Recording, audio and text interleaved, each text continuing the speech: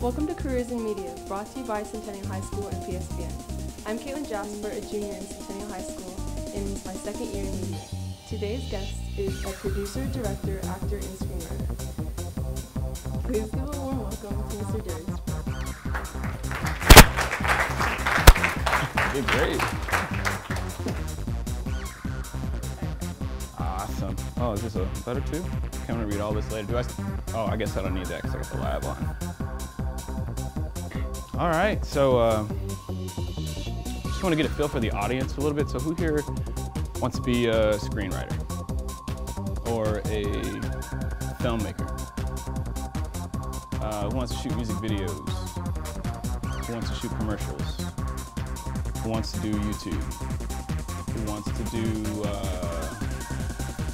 travel videos? We've got some travelers in the house. Okay, so the best way to start, I think, might be to just give you guys a little backstory into how I got where I am. Right now, I've got, I don't know, 293,000 subscribers. Yeah, those are all like vanity numbers. But I think what's more important is just how I got to this space, because you all have your own journeys to take. So I always wanted to be a filmmaker, storyteller. I love telling stories. Originally, I wanted to be an artist. I wanted to be a comic book artist, and I drew and I drew and I drew and I drew. But there's a certain thing that happens in life where there's like a genetic ceiling for all kinds of things, obviously, right? Like if you want to be a supermodel, you have to be a certain size to do certain types of runway. If you want to be a basketball player, you got to be a certain height, right? And the same thing happens with illustration. Like all the good illustrators have a certain degree of photographic memory, and I learned this the hard way after throwing years of my life trying to be an illustrator. Long story short, I was 23 years old, and I met my third 12-year-old who could draw me under the table without trying, and I realized maybe this just wasn't for me. So I had to hang up the hat and move on to something else. So I joined the military. I did 4 years in the military in the Air Force. And it takes a while to really kind of find your journey, and that's kind of why I'm telling you guys this. So after high school, I joined the military, did 4 years. Right after I got out of the military was the time when I realized that I was a like size 20 person trying to be a supermodel on the catwalk, that whole genetic ceiling thing with drawing. So I decided to figure out, like, what else can I do to tell stories? What other mediums can I entertain to get my fix, you know? And novel writing was out of the question. How many people like reading? I mean, I'm not raising my hand, actually. Yeah, you can raise them high. Don't be ashamed. Nobody's, you know, not going to nibble your arm off if I say it so. So I'm not a reader, so I couldn't do the novel thing, right? Like, I don't mind reading, but it has to be something non-fictional that, you know, like if I'm learning something new, great, I'll read it all day. But as far as fiction, I'm a visual person, and that's why I chose illustration in the first place. I like to see it. You know, don't make me imagine it. I want to show it to you, type thing. So the only best option left filmmaking, and I didn't know much about it. All I had heard about was the horror stories about film, you know, like this director had this script and then he went to, you know, make it, and then people gave him all this money, and then at the last minute they wanted all these changes, and he had to hire somebody's nephew who he didn't even know and change the title of the movie from red to blue, and, you know, getting locked out of the editing. That's all I ever knew about filmmaking was horror stories of people losing creative control. A lot of that is true, but there's more to it than that. So I decided, well, I don't really have much of an option. I might as well try it out. And so I went to the University of Arizona, which is, I mean, at the time wasn't really known for much of any, I mean, when you think film school, you think USC, NYU, Columbia, whatever. So U of A was not like on anybody's map, but it was accessible to me. Because otherwise I'd have to move and pay out-of-state tuition, and we all know how that goes. Or maybe if you don't know how that goes, you'll be confronted with that very shortly. So, so I decided to go to U of A. I got on my first film set and fell in love with it. I fell in love with the artifice of it. Like the amount of craftsmanship it takes to make completely artificial things look real just mesmerized me. Like so much of filmmaking is artifice. Like, you know, any TV show you watch where somebody opens a refrigerator, right, and you see the little light come on. Like in life, when you go and you get, you know, squeeze it or whatever out of the refrigerator, none of you are drinking Squeeze-Its, but when you go to the refrigerator to get something out and you open that little door and the light pops on, that's what happens in life. But in movies and in film, that's not the case. Like, there's a light placed in there, and there's rigging so that the light turns on or turns off, because you have to turn the refrigerator off because it makes noise, and we're always trying to get the cleanest sound possible. And there's just like so many examples of exactly that. Like, oh wow, in life this is this, but in movies, somebody's job is to do that. Oh my, I'm in love, I want to learn everything about this. Fast forward, while I'm in film school, I start to write a feature film called Unsound. There's a long story behind that, but I'm going to just abridge this for you guys. It was based on my life and my mother. She has schizophrenia, and how I came to take care of her. And I started writing this through film school because I had this understanding that in order to make it as a filmmaker, you have to like basically produce your own film, right? Charge it up on credit cards. Kevin Smith, Quentin Tarantino, Roger Rodriguez, we've all heard the Cinderella stories. So I was like, okay, I'm going to be that guy. I'm going to do that thing, right? I'm going to do that thing that everybody else is doing. And I did that thing. I charged up a whole bunch of credit cards and pulled out student loans right after I got out of film school. And a month after graduating, I started shooting my first feature-length film called Unsound, which you can find online at D for Darious.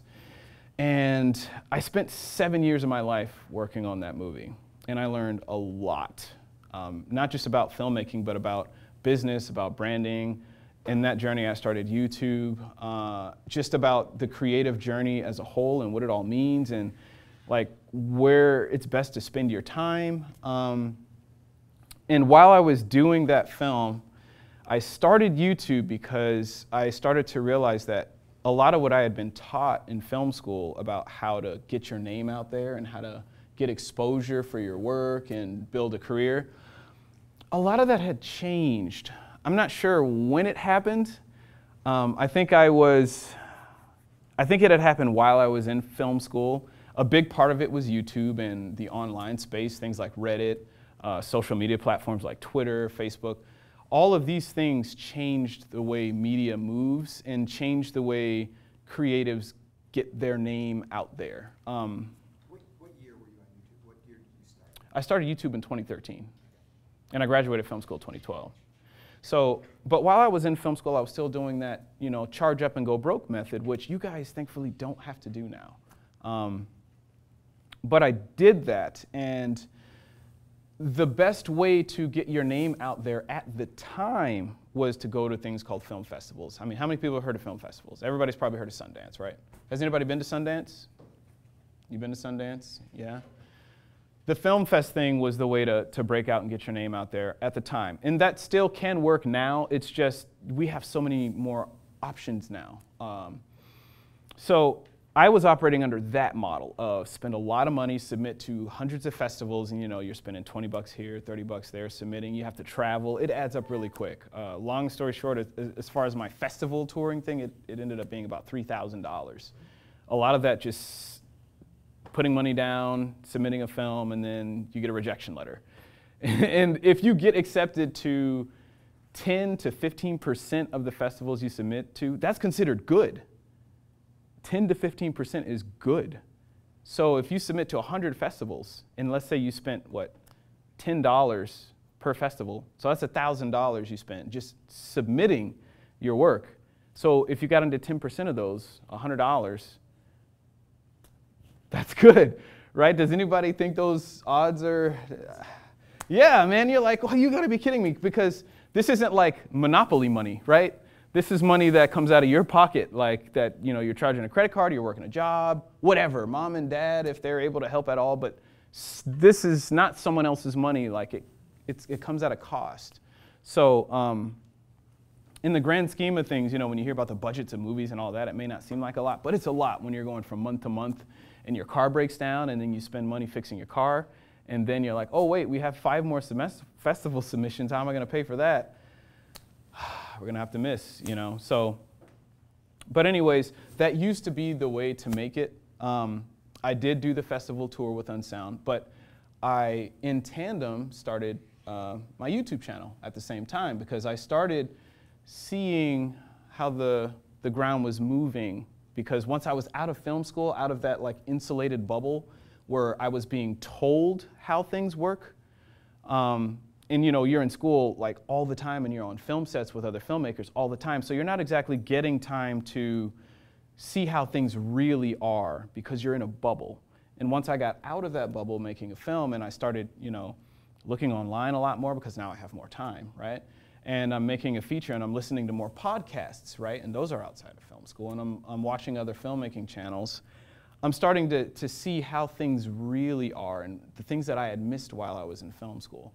So when I started my YouTube channel, I spent probably 2 weeks thinking about it and then I just jumped in because I was in the film marketing phase, right? If you're doing a travel film, if you're doing music videos, if you're doing shooting what, everybody has to market what you do. In order to get the next thing, in order to make connections, to find money for your next project, you have to market yourself. So that's the phase I was in shooting this feature film, having shot it anyways. I was in the marketing phase. And I was starting to learn that I first toured my senior thesis film called Seafood Tester on the festival circuit. It did really, really, really well at our senior thesis screening. It got into one of the top 3 short film fests in North America at the time. It was called Aspen. They're not top 3 anymore. They've kind of lost that status. But then after it got into that festival, it got rejected from like a ton of other festivals. So how do you go from screening a film in one of the top 3 fests? It's Oscar qualifying, and I was competing against other films that cost like $300,000, international films, $600,000, films out of Columbia, NYU, and we were screening, my film that I spent like $1,500 on was screening in competition with these other amazing films, and we were close to winning an award, like we had a lot of buzz and everything, and we were like, man, we're gonna have a really, really good festival run, and it was the opposite. So me seeing this, right, that's like a cold shower. It's like, okay, this feature film that I'm making is the blown up version of this short film. So if this short film is not getting a whole lot of love on the festival circuit and I'm placing all of my aspirations for a career on this short film, then what's gonna happen when I spend like $40,000 on this feature film, right? Like anybody would think this. What's going to be my return on investment if I can't even get into the places that are supposed to get your name out there? Am I just going to end up with a giant film sitting on my hard drive that 5 of my friends see? So you guys can kind of see the conundrum, right? So immediately I'm like, okay, there's got to be another way. What else is going on? What do I do? And that's when the YouTube thing came up. And when I was in film school, and I keep harping this because you guys, you're in a sweet spot where you have so many resources of knowledge online available to you right now. And I think there's missed opportunities when people expect school to show you everything. You know, school is great. I'm not saying it's not. But ultimately, you have to be responsible for your own education. So anyways, when I looked into YouTube for the first time, my understanding of it, literally, and I think this is part of just how quickly things changed, my understanding of it was cat videos. Like, you go to YouTube and you throw up cat videos. And I mean, that's all that was like trending at the time. Anytime you heard anything about YouTube, it was like, here's this little baby nibbling on this other baby's arm, and then the other baby cries, and it says, you hurt me, Teddy. And like, it's all these viral videos that have nothing to do with nothing, right? And that was my understanding and most people's idea of YouTube at the time. Little did I know, yes, that was happening, but then there were people like Freddie W. and other filmmakers who were also like developing themselves and refining their process and experimenting and doing things and building massive audiences. And they just hadn't quite broken through into like the mainstream yet, where everybody knew of, oh, wow, YouTubers, okay, yeah, that's the thing to do. That wasn't happening yet. So when I caught on to it and I started seeing these guys kind of coming up, I was like, whoa, what in the world is happening here? Like, why didn't anybody tell me about this? Like, I literally went to a film school and they told me, like, you have to spend all this money and go to festivals and meet people and like buy business cards and spend hundreds on posters and all this stuff, money, money, money, money, money, in order to get yourself out there. It takes money to make money and yada, yada, yada. And meanwhile, there are these people online who are building massive audiences and they're not spending a dime. Distribution is free. They're reaching everybody like instantly. They're reaching people in Texas. They're reaching people in India instantly. The only thing they're spending is whatever it costs for them to make effects, but guess what? They're getting so good at what they're doing that even that cost is dropping. And new technology, like new software, is continually coming out, reducing the cost to do things like After Effects. Like 20, 30 years ago, you couldn't do what you guys can do on your laptop at home on your laptop right now. So I'm seeing this, and I'm like, oh, man, like, what? And that was why I jumped in. Like, took 2 weeks, found like 5 other YouTubers that I was like, okay, I don't want to do the Freddie W thing. That's like so much After Effects. That's like a whole nother skill set. So let me find 5 other people who I think I can maybe do something similar. I found them, studied them, and then just jumped in. And I didn't think about like the perfect video or trying to be perfect. I had a really crappy vlog camera. It was like a Canon PowerShot, super noisy. It makes all this static. I didn't care. I didn't have time. I was in the midst of like doing this festival run, and I wanted to, at the time, my strategy was to do a vlog, right? Like, so I'm going to go do this festival thing. I've spent all this money. I've made this movie. I'm sure there's a ton of people out there who want to know what this is like, so I'll vlog about it. That was my idea at the time, and I mean, you could see what I was thinking anyway, but that's not how YouTube works, right? So, but I started doing that, and I took this crappy PowerShot vlog camera that makes all this staticky noise when you record things, and I just started vlogging. You know, I had a fest coming up, and I would go to the fest, and I'd record everything and chop it up and make a nice, cool little vlog and show people, hey, this is what it's like. And the views were like nil. Like, I remember the first video I dropped, I got like 20 views in a week. And that's after I like posted on Facebook, like for all my friends and family to see. So now I'm second guessing friends and family at this point, right? Like, because I know more than 20 people. I got more than 20 people on my friends list, but only 20 people watch this. So I'm like, okay, yeah, now my support network's not looking real strong right now. So that was my first cold shower into just learning about YouTube, but it's not a bad thing. Like, whatever you guys are venturing off to do, this is a good thing. Like, just doing it and encountering problems, it's great because that means you're actually doing something when you get problems.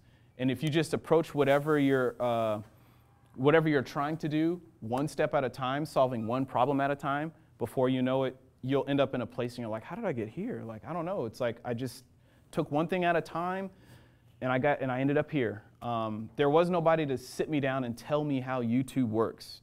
I didn't have a coach. I didn't have a class on it. It was literally just, okay, just do this thing that people are doing, and then when you get a problem, you just think rationally, right? Like, okay, well, what do I do about this? What could I possibly do? It's just critical thinking. Stuff that you guys are learning in school right now, like problem solving, even though I hated word problems. But like those skills to critically think about things is crucial. Like, and this is like a slight tangent, but I'm only going to say one thing about it, okay? Real talent is the ability to critically think about what you're doing and critically assess what you're doing. That's real talent, right? Because all of your progress is rooted in awareness. If you don't know that you're a bad singer, how do you get better? What's your name? Dominique. Do you sing? Yes, I do. Okay. When you were a bad singer, how did you learn when you first started? When did you learn, hey, you know, maybe I kind of suck at this. What could I do to get better? See, okay, so I was in 5th grade choir, and I was always like the powerhouse. Like, I was always really loud, but I realized like when listening to stuff, I wasn't always the best. I learned how to like learn from others to like blend my voice in. So kind of like just with practice and also just, you know, going to choir every day and hearing other people, yeah, and hearing yourself and saying, wow, she sounds really good. Wow, I don't really sound like that. Wow, he sounds really good, but his voice is a little lower, so I won't count him. Wow, his voice is kind of like mine, but how come his does this and mine does that? That is talent. And the people who do that more than other people tend to make more progress. And the people who do that less than other people tend not to make as much progress. When they don't think about what they're doing, they just do it, right? So for me, and that's that.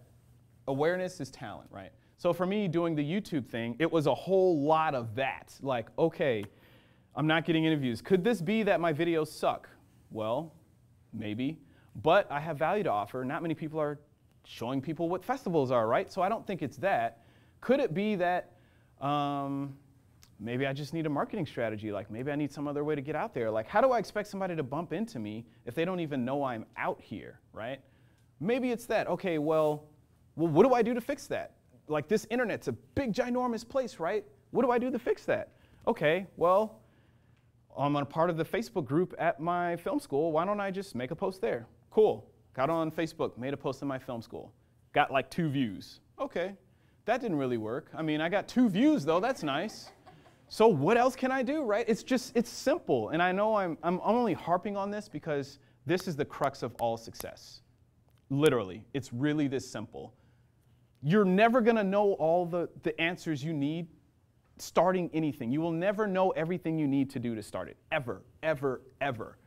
It's all about problem solving. It's about just doing it and learning as you go. So anyways, I'm like, I made this one post and I got 2 views, awesome. I'm gonna need a lot more than that. What else can I do? Well, I never went to Pima, but I know they have a film program. Why don't I just join their Facebook group and then post there? Join the Facebook group, had to get permission, got accepted right away, because why would anybody join a group in a Facebook that they're not a part of, right?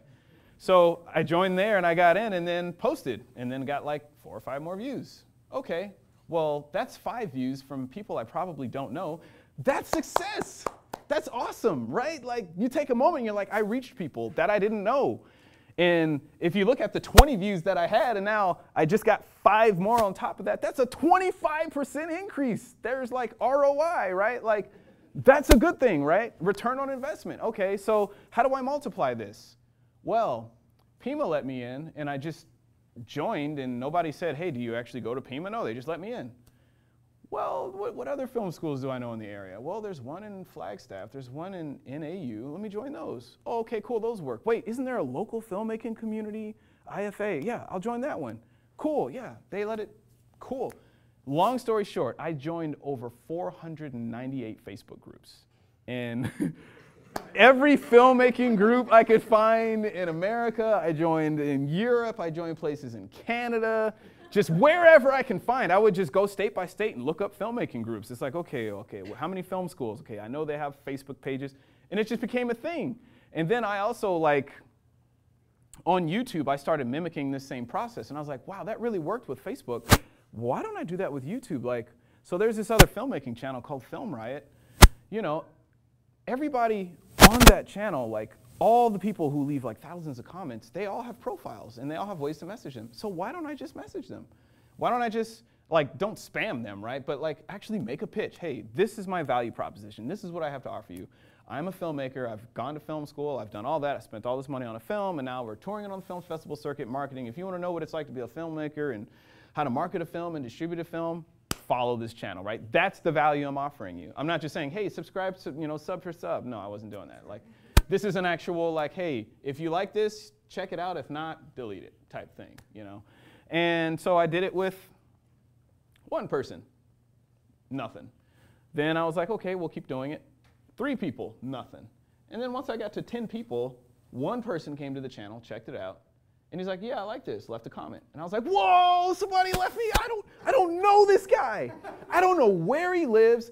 I don't know what his name is other than his avatar name, which is Purple Nose or something, but he left me a comment. He didn't subscribe, but he watched it and he left a comment, right? So then I'm like, you just pour gasoline on it, right? You do something small, take a little experiment of your idea, and you just do it and see if it works. And if it works, what do? You just inflate it. So I was like, okay, so it took about 10 people before I got 1. So it's just simple math, that's 10% conversion, right? So if I do 100 people, that'll be 10. If I do 1,000 people, that'll be 100. Well, now the only question is, how long will it take me to do 1,000 people? So then you just start. You just put 1 foot in front of the other. You get a problem, okay, what do? We'll just do this. Oh, that didn't work, okay, well, we'll just do this. And then before you know it, progress happens. So I started doing that on all the filmmaking channels as well, right? I was like, okay, cool. Here's 1 video, here's the 1,000 comments, I'll message everybody here. And then here's another filmmaking channel, whatever, I'll just go to the next video, message everybody here. And then I just had a routine, right? I'd make a video and I'd spend a day messaging on 400-something Facebook groups and then messaging a whole bunch of people on YouTube. And I was getting about 1,200 views per video just doing that, right? But obviously there's a problem. The time I'm spending marketing and pushing myself out there versus the time that I could be making other content, that's not sustainable, right?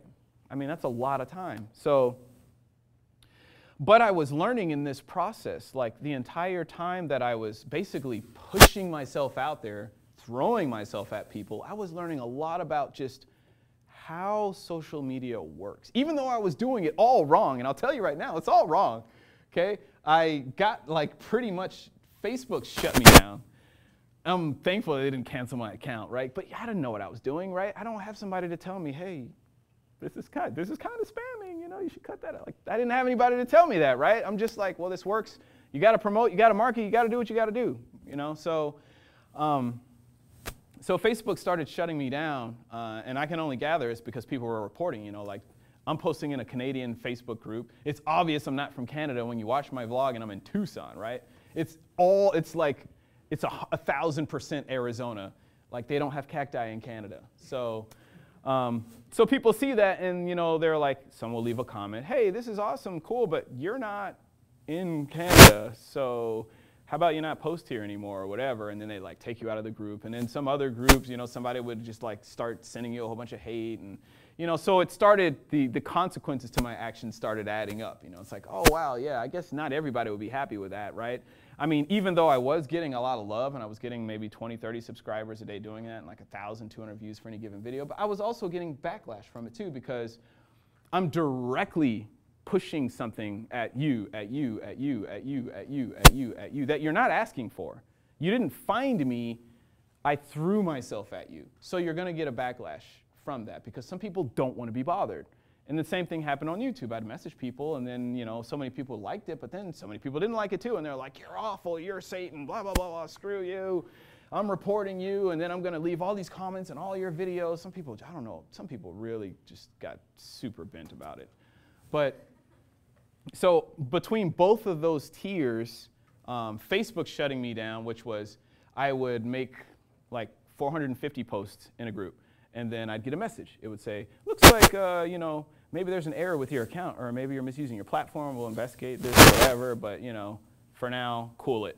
Oh, okay, that's weird. Never got that before. It didn't say, hey, bro, something's up with you, but you know what I'm saying? We're gonna put you on ice. It didn't say any of that. It was just like, might be something on our end, you know, which I noticed that's what they all do. All these platforms do the same thing. So I was like, that's weird. I can't post anymore. Okay, I won't think about it. You know, I'll just come back tomorrow and do it. And then I'd do it the next day, and it would stop me at like 350, and it would say, looks like you're misusing the platform. You know, like maybe it's an error on our end. I don't know. We have to investigate it. Come back later.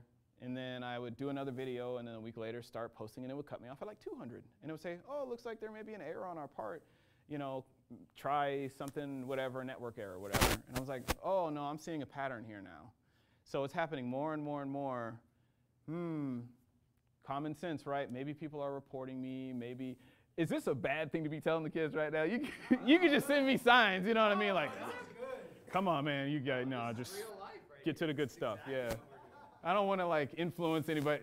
Don't do what I did. There are better ways to do how, I had to learn all this the hard way. So you guys don't have to do this. But, so yeah, I kept getting this message, and I got all the way down to like 50 and 25 and 10.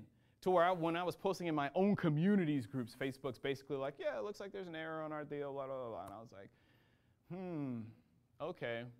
So the way that I was relying on getting myself out there is not working now.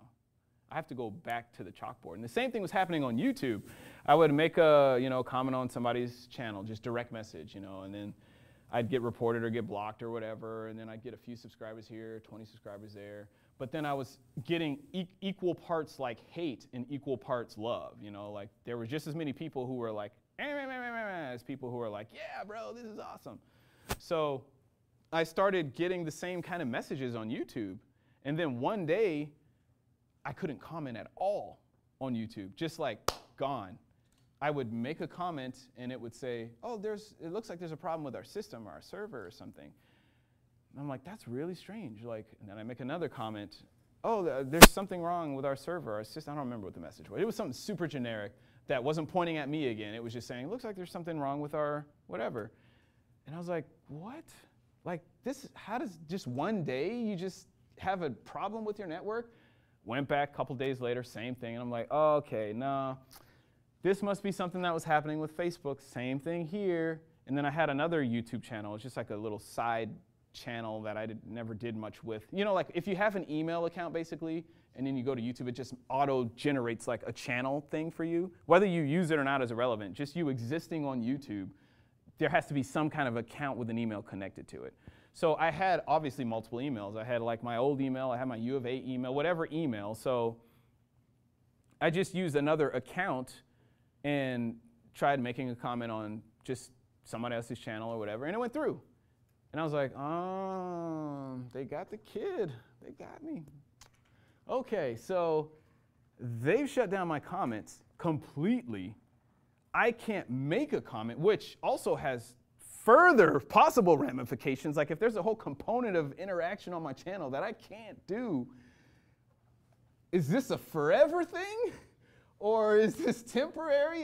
It's not like I can message YouTube and be like, hey guys, I know you guys kind of got me in timeout right now, but is this like probation or is this like jail?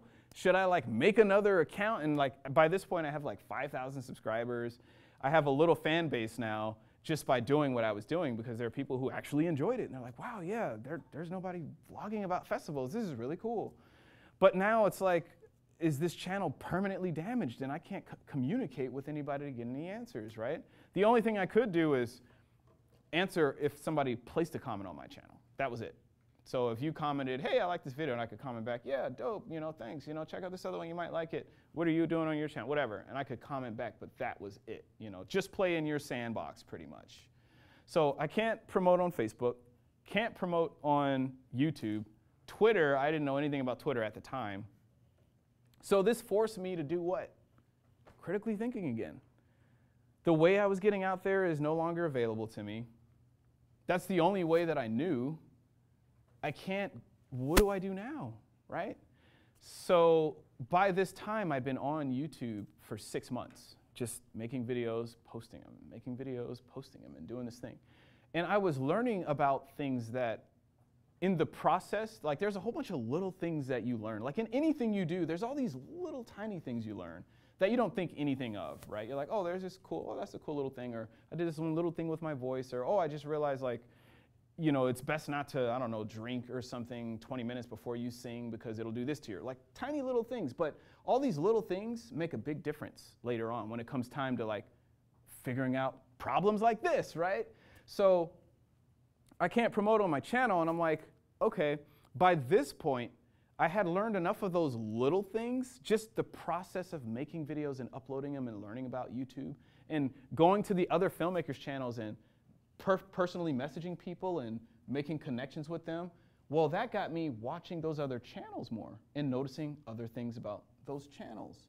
It's like, oh, that's interesting how they post on this day, or they do that, or they do this, or wow, that's interesting, they did this video, I didn't really get many comments. But I'm gonna message everybody who did comment, but it didn't really get, you know, you just start learning little things.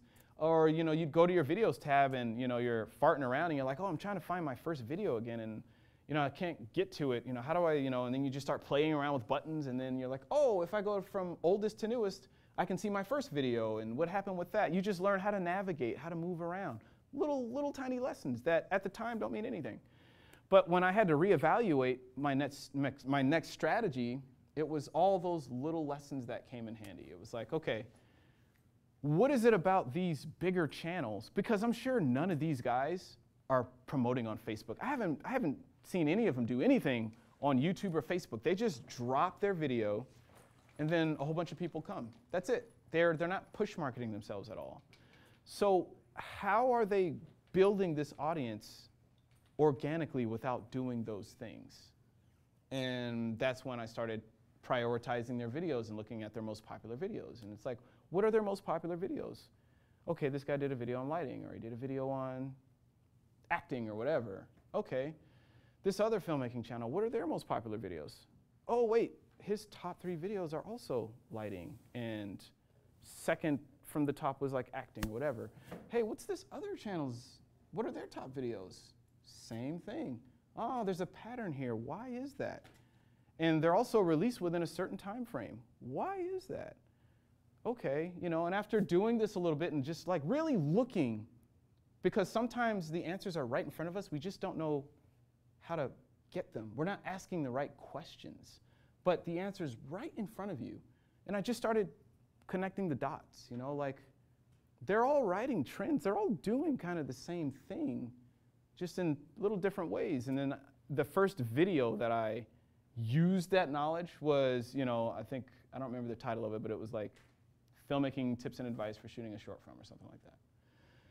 And that video got more views in one day than any of my other videos had gotten in like a week and a month in some of them.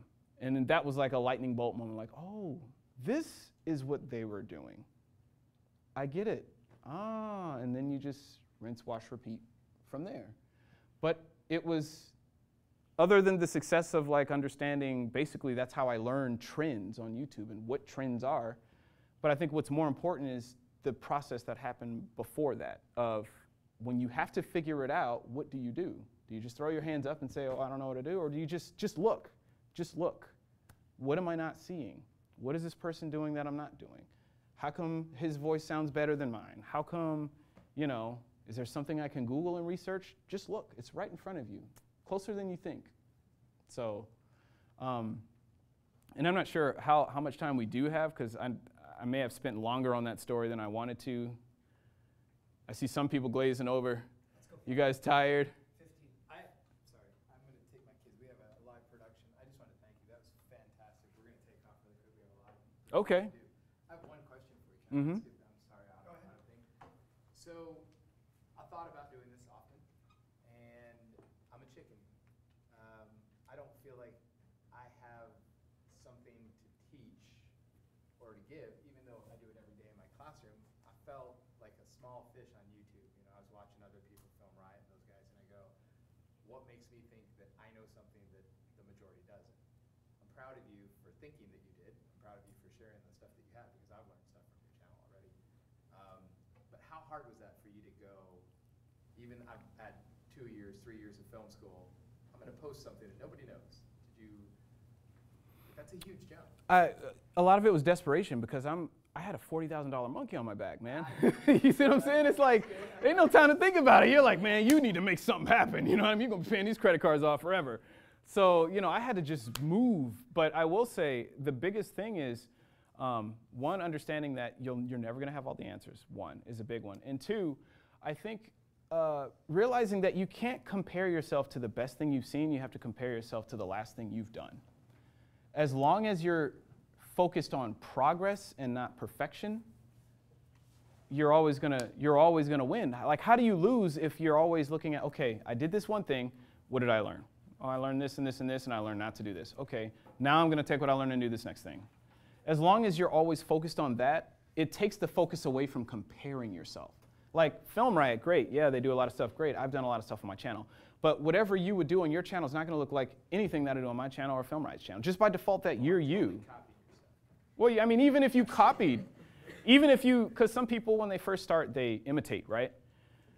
It's going to look different on you, okay? It just is. Like, if you and I wear the same coat, it's going to look different on you. You have a different frame. I don't know, I'm pointing you out way too much.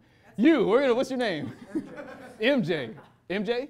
MJ. If MJ had a different coat than I did, it's going to look different on him. Like, you can imitate for you, you know, you can, I'll let you guys go. I know you guys got to bounce out. But yeah, don't be afraid. Just jump in. So yeah, on the note of imitation, I mean, we all have idols and people we look up to. If you have to borrow things from them at first, it's okay, you know. It's a starting place. We all have to start somewhere. Once you get, you know, some steam going and the train's going and you learn more and more, then you can depart from that and do your own thing. But I want to open this up for some questions, though, because I'm doing a lot of talking, and I know you guys probably have questions. It could be about anything except for, you know, what I ate this morning. It was bad. Traumatizing. So I've watched one of your videos where it's shooting a short film by yourself, and I've always struggled because I never had people to help me out with my own short films where I came from pressing it. And I was wondering, what's the mindset you get into to figure out, okay, I have the confidence to do this in myself? Okay, two things. A note about confidence. Start small and do small projects because they're the biggest confidence builders. The problem that we all have is whenever we do anything, we want to do it big and we want to do it bold, and we're like, yeah, if I'm making a film, it's going to be a feature. Or if I'm singing a song, it's going to be like, we always like get so ambitious right outside the gate, and we don't leave any room to just play and learn what the heck it is we're doing first, right? But if you start small and do small projects and work your way up to it, you're going to learn twice as much, twice as fast, because you're doing smaller, more manageable projects, right? So say, for instance, you're working by yourself. The first short that you want to shoot is this overly ambitious horror movie, whatever, right? Got 10 locations, a whole bunch of actors. You're doing everything yourself, so you're having to call people up and do all this to try to get people, and it's like you're hurdling cows, you know what I mean? And then all the location stuff, right? The long short of it is like you're doing a lot of work, and then by the time you actually end up shooting, you're only shooting for like a day, maybe 2 days, if that, if you can keep your actors like working for you and working with you, and they're not like, oh, I got this thing going on, or people just dropping out, right? So you spend all this time on one project that you may or may not be able to pull off because it's just too ambitious right now. And then, like, what are you left with at the end? Like, how much did you actually learn? Like, you learned how hard it is, yeah, but I mean, everything is hard. Like, how much did you actually learn doing that? Not a whole lot. Probably the day that you finally got everybody there, you're probably fumbling with camera settings.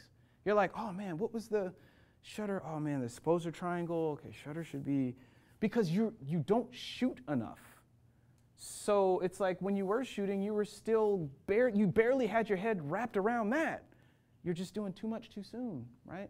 But if you start small, really small, and say, okay, I know getting actors is a problem because people, like at my level right now, people don't take me seriously. I don't even think my mom takes me seriously. You know, it's like, okay, so I'm just going to do something really, really small. Just get a couple of friends, right? Put them in a room. Just do one scene. I'm going to write some one-liners. I'm not even going to do this whole monologue thing. It's not even going to be about nothing, just one-liners. And I'm going to shoot it. And then I'm going to just work with them and work with cameras. And you just do that, and you can knock that out in a day, right? You learned a lot in a day. You learned camera settings. You got more familiar with camera settings. You probably learned about working with these two that you casted, right? And you're like, oh, okay, I noticed when I said this, I got nothing. But when I did this, that kind of clicked. Or I noticed that they get really easily distracted, so I kind of have to like reel them in by promising candy or something. Whatever. But you learned something, right? You learned things that you can use for later. In one day, you learn that. And then the next day, you're like, okay, let me go a little bit bigger. Not much, just a little bit, because I want to be able to actually do it. I don't want to waste time calling people. I don't want to be pulling hair out. I just want to shoot. I want to shoot and I want to learn, okay? So you go a little bit bigger. Maybe you get the same 2 people because you know, hey, they had fun last time. I only kept them for maybe 30 minutes, right? Got them in, got them out, and they were like, well, hey, that wasn't that big of a time commitment for me. So yeah, sure, I'll do another one. Cool. Brought them back in, and I tried with this one little light that I borrowed from, you know, the shop or whatever. Just tried a little thing there. Okay, cool. Yeah, I learned a little something there. Right, and then I got even more familiar with settings. Oh, and I also have to edit this, and I learned a little bit about editing too that I didn't know. You learn twice as much in 2 days doing those small projects than that big project that you were pulling your hair out with for 6 months. Because it's small and it's manageable. What happens when you multiply that times 10, times 100? You're not going to have a problem with confidence. People are going to be like, you can't shoot a film by yourself. Yeah, I can. How? Well, just because it's about innovation, it's like just because something's always been done a certain way doesn't mean you have to do it that way, right? If we always did things just because it's the way it's been done, we'd all be riding horses to the grocery store. Like, if you're trying to solve a problem, which is working by yourself, which is what I had to deal with as well, well, if you don't understand like the breadth of how to do it, because everything you ever see is how to use a crew, go get a sound, go get a this, go get a that, get a casting director to find your actors, go get a this. Like, I don't have money, I don't have time, I don't have time. How do I do this? Well, then just start insanely small and slowly work your way up so that you can gradually, step by step, figure out the solutions to all those things, right? Like not having a sound guy. Okay, I've always had a sound guy when I was working in film school and doing my stuff, but now that I'm working by myself, because I don't want to deal with getting actors and wrangling and I don't want to deal with any of that. I just want to shoot my freaking movie, man, and make a cool little video and get better and show other people how to do it. That's all I want to do. So you just start working at one problem at a time with manageable projects. Manageable, that's the key, manageable, you know. Well, there's a little sound recorder thing I can do. Let me just do a test. Let me plug this lav mic in, hook it up to this guy, you know, record it, and then see, you know, like sync it up later and just see how it sounds, you know, just do a test. And then you do that, oh yeah, it worked, okay. Well, I'm gonna shoot one little tiny scene and I'm just gonna have somebody just talk in front of camera or whatever. And then I'm gonna see if that works again. And you just build it up really slowly but surely, but the coincidence is it's not really slow. When you're doing small things, but you're doing them all the time, your progress is light speed compared to someone who tries to do something too big too soon. Because also, that alternate reality version of you that spent 6 months on that short, guess what happens to that guy afterwards? He's wiped out. Either he's wiped out or he's discouraged. If you didn't finish it, then you're supremely discouraged and you're like, oh man, this stuff is hard. Oh, I just watched this video and this guy says, follow your passion. Dude, you don't know anything about film. Like the last 6 months that I did, yeah, sure, like you're already established. Actors already want to work with you. You already have money. You already have this. You already have that, right? I don't have any of that. My actors bailed on me, so I can't do what you're doing. That's what that guy does.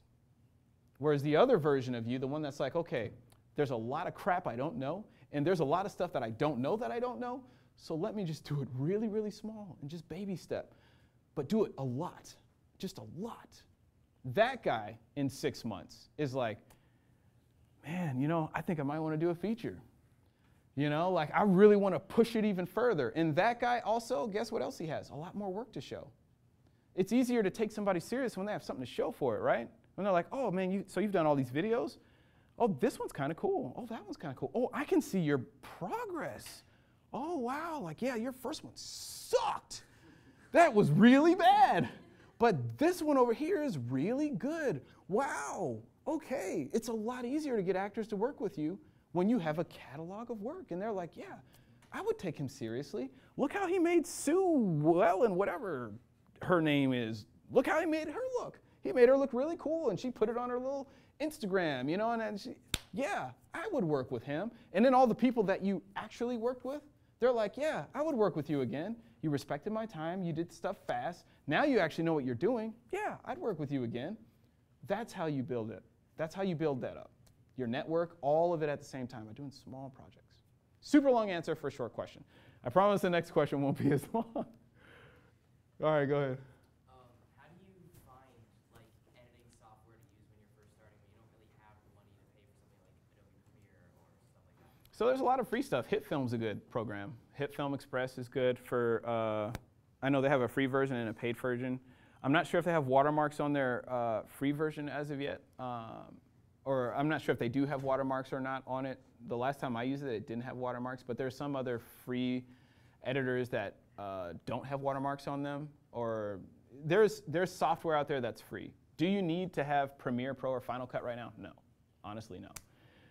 Those programs, you can do a lot in them, sure, but at your level, like just focus on learning settings and doing stuff, and then when you need to migrate to a program like that, then you can. But for everything you guys are doing, unless you're trying to make a building blow up and, I don't know, are you any good with After Effects? I'm guessing you haven't messed with After Effects yet if you're still trying to figure out what editor to use. So yeah, just pick a free editor and just get started.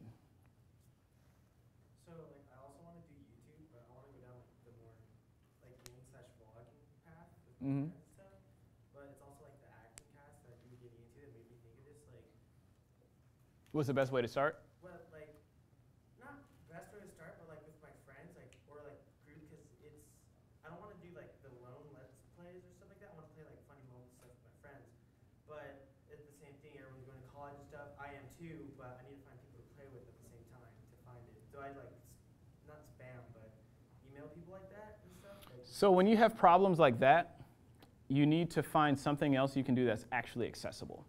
For instance, that's like kind of like his problem or my problem with like, go make a movie and you don't have money to make the movie. Okay, well then you either find the money or you change your trajectory, you pivot a little bit, you know? So if you have to do something else right now, just so you can get started, because there's so much other stuff you have to learn other than just the thing you want to do, right? There's so much other knowledge orbiting that thing that you don't know yet. So the time you're spending right now trying to figure out, well, how do I solve this problem, which is also the time that you're not doing the thing, then you're not learning these other things. You know, like if you were to start tomorrow with something that you actually can do, it's like, okay, well, I can't get people. yeah, because when I get my computer, that's all I need to launch. Yeah, just start. Even if it's vlogging, just start. I don't care if you're throwing up a 3-minute video just sitting there looking at the camera. Just start, man. You'll learn a lot doing that boring 3-minute video just looking at the camera. I guarantee it, because you have to upload it, you have to push it around, You have to figure out, oh, where's the comments? Where's this? Where's that? How does this work? What does that work? You may get a rando negative comment from some Joe Blow person, and you're like, oh, well, he totally hated this, but it's cool that like he acknowledged me. Like I'm somewhere, somebody who doesn't know me commented, you know what I mean? It can't be, you found me. So this can't be that bad. It's looking up, right? So yeah, start on something you can do until you can figure that piece out. Okay. So I was wondering what would be the best way, because I'm going to get started filming stuff soon, but what do you think would be the best way to sort of push your stuff out there, like other than, as you said, like messaging people? Right now, the best way to get out there is to ride trends, you know, tip videos and things. Huge trend because so many people want to learn filmmaking, right? But I think for where you guys are, I think the best thing you can do right now is just to take a ton of tutorials and just learn. Learn like a ravenous, like insatiable, like you're taking tutorials till your freaking brain hurts, right? Just learn everything like a sponge and do tiny projects like I was telling him. Just eat it up. Like I know right now a lot of us want to just get like a ton of views or a ton of subscribers, but views and subscribers, to be honest with you, doesn't mean a whole lot. Yeah, I'm aware that it'd be hard to get like a viral video. And viral videos, it means nothing nowadays. It means nothing. Did I answer your question though? Yeah. Once you just learn and get out there, then once you get on YouTube and you're trying to grow an audience, usually tip videos or any number of things can do it, but the best way to do it is like take 5 YouTubers that you follow that you want to do something like their channel, and then just kind of take tips off of that. Like, okay, they're doing what I want to do, so I'm going to do videos like theirs and basically imitate until you can learn enough to deviate, if that makes sense. I do want to be a YouTuber for animation, Mm-hmm. and like I know how to do story, I just don't know how to find a plot. And if I'm doing film, how do you like find your story and plot? How do you find your story and your plot? Yeah. You know your story, you just don't know your plot, is what you're saying? I think, like, what are the lengths of the animations that you're doing? How long are they? More like towards music timing, but like also like just storytelling. So you've done animations that are like music videos, is that what you're I saying? haven't like posted anything, but like I'm still learning, and I like wanted to know. Okay. With narrative filmmaking, it's a little different. If you're doing narrative with animation, like, you know, it's like a tiny short film about whatever animated paper person or whatever. Usually, if you keep it really simple and just say, okay, if you have a character and they have a goal and there's an obstacle between them and that goal, you have a story and a plot. And if you just hone in on those things, okay, how do I make this obstacle like insurmountable? Or just something really intimate that anybody can relate with, right? And how is it keeping him from his goal? Just flesh that out and keep it simple for now, right? And then once you get more into animation and you're doing your thing, then you can just kind of broaden the scope from there, but keeping the basics in mind. I find a lot of times, you know, because I do consulting for people who shoot shorts and things like that, a lot of times, like, the basic I just told you is not there. And they'll go and they'll blow $20,000 on a short film, and it's boring. Like, there's just nothing to watch, right? Like, who wants to watch a movie where nothing bad happens? Imagine Avengers, where nothing bad happened. Thanos did not come and kill everybody. You know what I mean? Like, I'm sorry, if you haven't seen it, nobody dies, okay? Everybody lives. So, but imagine, like, it wouldn't be a movie, right? Like, there would be no point for Superman to fly across the galaxy and use his laser beams for, there would be no point to his powers if there weren't someone to fight with the powers. In Dragon Ball Z, who watches Dragon Ball? I'm a nerd, I mean, yeah. There would be no point. He can't go Super Saiyan if there's nobody to fight who's strong enough for him to go Super. There's no point to it. You know, he'll just train forever, but there's no point to it without something to test you. There's no point to you doing whatever the thing it is that you're doing. There's no point to it, right? But yet there's a lot of people in their stories, that's exactly what they do. They'll have a story. Like the classic is the suicide story. And I'm not poking fun of suicide or teen suicide, anything like that. What I'm trying to do is show an example. But you'll see, and there's a lot of short films out there, you can find them, right? They'll they'll do this suicide awareness short, and it's the classic example. You'll see somebody basically moping around the entire short, right? And then they'll show a couple flashbacks of him being bullied. Okay, he's being bullied. And then he mopes some more, and then he sits down, and he has the toy gun or whatever, and then he's just looking at it, doesn't know if he wants to do it, and then he kills himself, right? Why are those so boring? The issue is not, okay, context. The issue is very critical. I'm talking about the execution of the story. Has anybody seen those online? Yes. Why are they so awful? Tell me why they're so awful. That doesn't show a little bit of humanity, in my opinion. It just shows depression. Cardboard, not a person, right? Did you have your hand up? Why is it boring? It just seems to be the same basic thing, and just like nobody really like seems to try and convey the message. They just go along. Same basic thing, redundant. Why is it boring? Yeah, because like no one wants to see the person moving around. Like as hard as it is to say, no one wants to see the same boring thing. They want to see a story. Like he grew up hard. Someone moping is not a story. He grew up like in the ghetto or something like that, and he's been hard through life throughout the times, and he just can't go anywhere, and he feels like it's worthless or something like that. Just a worthless person?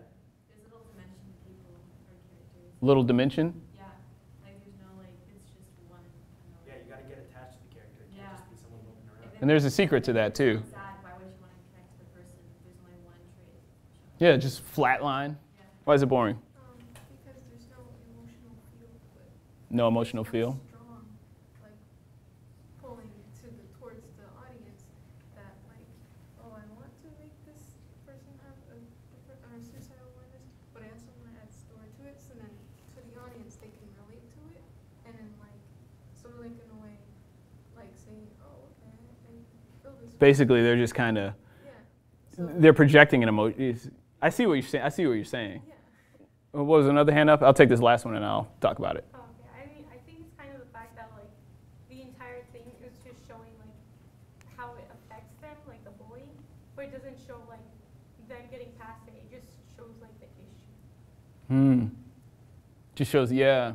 So there's sort of twofold why these films don't work, right? One, there's no real obstacle. We're not seeing an actual obstacle. We're seeing the result of something happen, but it's all in his head. It's not anything tangible, right? Like Mission Impossible, they got to get the suitcase. Okay, well, how do we know he's successful? When he gets the suitcase, right? Full of drugs or money or whatever, and it's in his hand. That's progress. He's accomplished something, right? It's a physical, tangible goal, something he can strive towards. Suicide stories and all that, there's no goal. Like moping isn't a goal. He's like coping with what happened to him, but that you can't point a camera at that. There's nothing to point a camera at. You're just watching somebody do nothing. You know, like it'd be different if he had a goal of like, okay, he's suffering from depression, but he's trying to take the pills to, you know, like ease the symptoms or get through it or something. Something tangible that he can actually do, right? Films about action, visuals.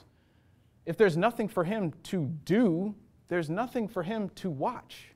So that's one problem. And two, because he doesn't have a goal, really, other than to just exist and mope, there's no dramatic action for him. And what dramatic action is, you can have a goal, right? In life, we have goals, right? But in a movie, there's two types of goals. There's the goals that actually mean something in the world of the movie, and then there's the goals that don't. Or you have your goals, but there's two types of action. There's the action that gets you closer to that goal, and then there's action that has nothing to do with that goal. Like if you watch Mission Impossible, and they have to get the briefcase full of money, right? But then we see him walk into Mickey D's and order like a Big Mac or whatever, and sit down and just start hollering at all these girls for like 30 minutes.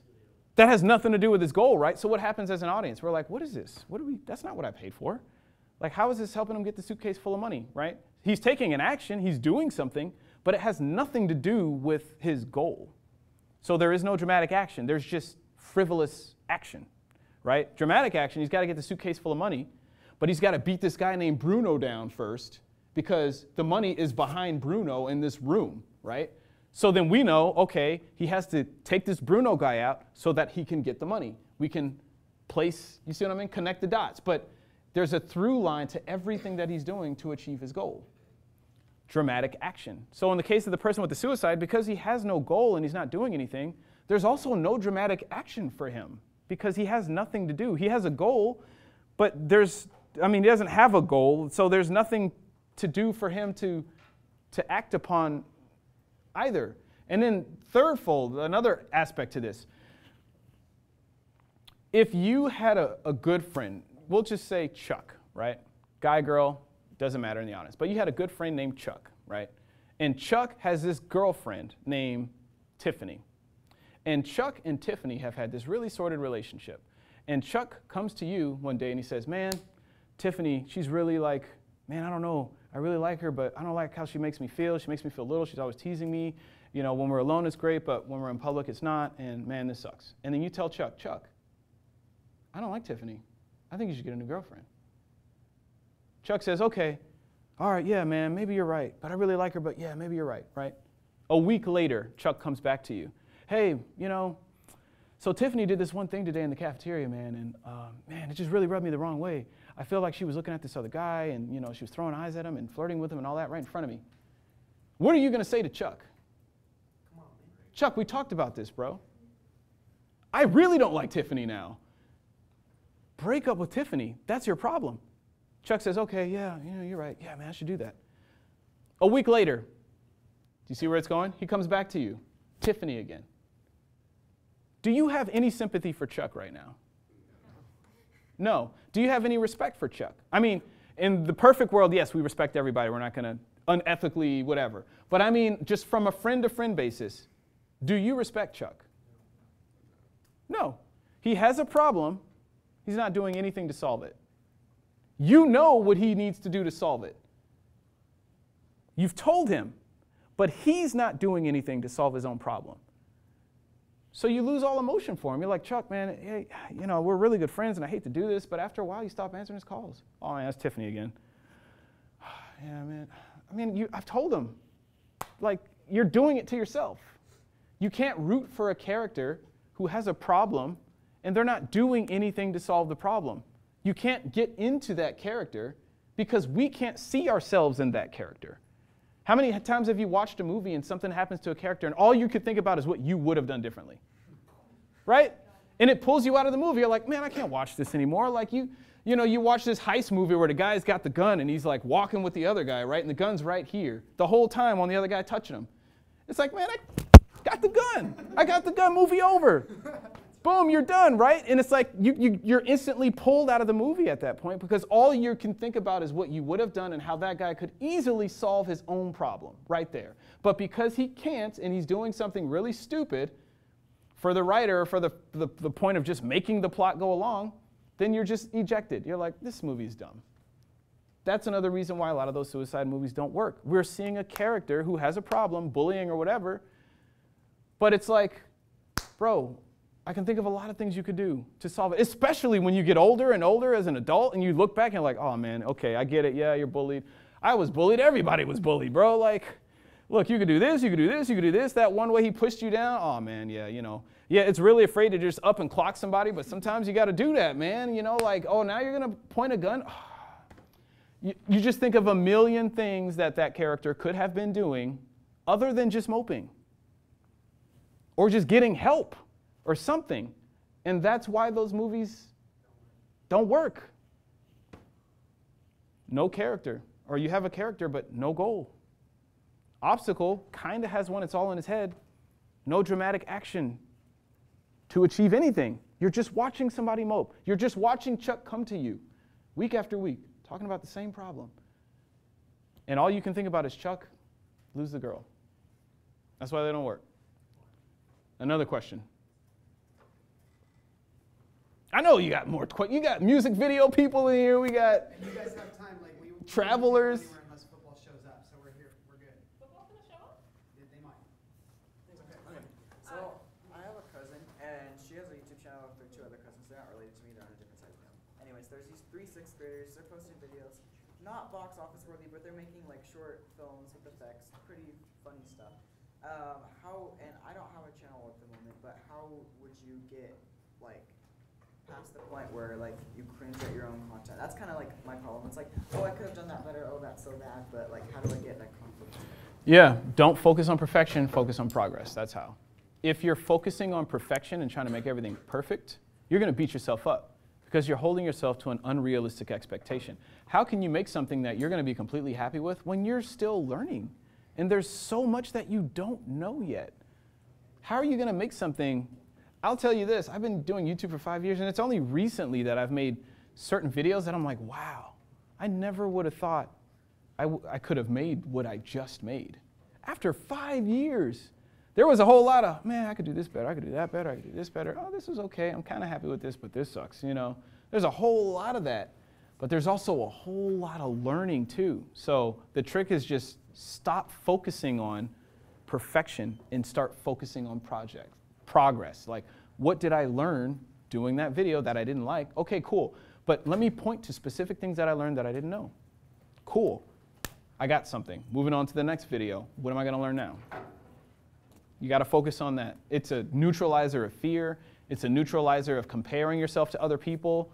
If you really focus on that, it will help like your mental space when you're doing this creating stuff, man, because it's so easy to get lost in that comparison, compare and despair thing, you know, like, why am I even doing this? So many people are better.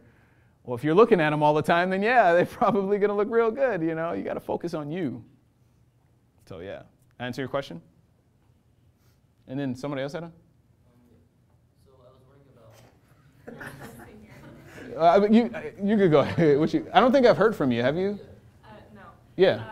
So I am film, but I'm doing all this stuff for college applications right now, and I've really put my head against the wall. And after hearing you talk, I'm just like, I have to reshoot it. You know?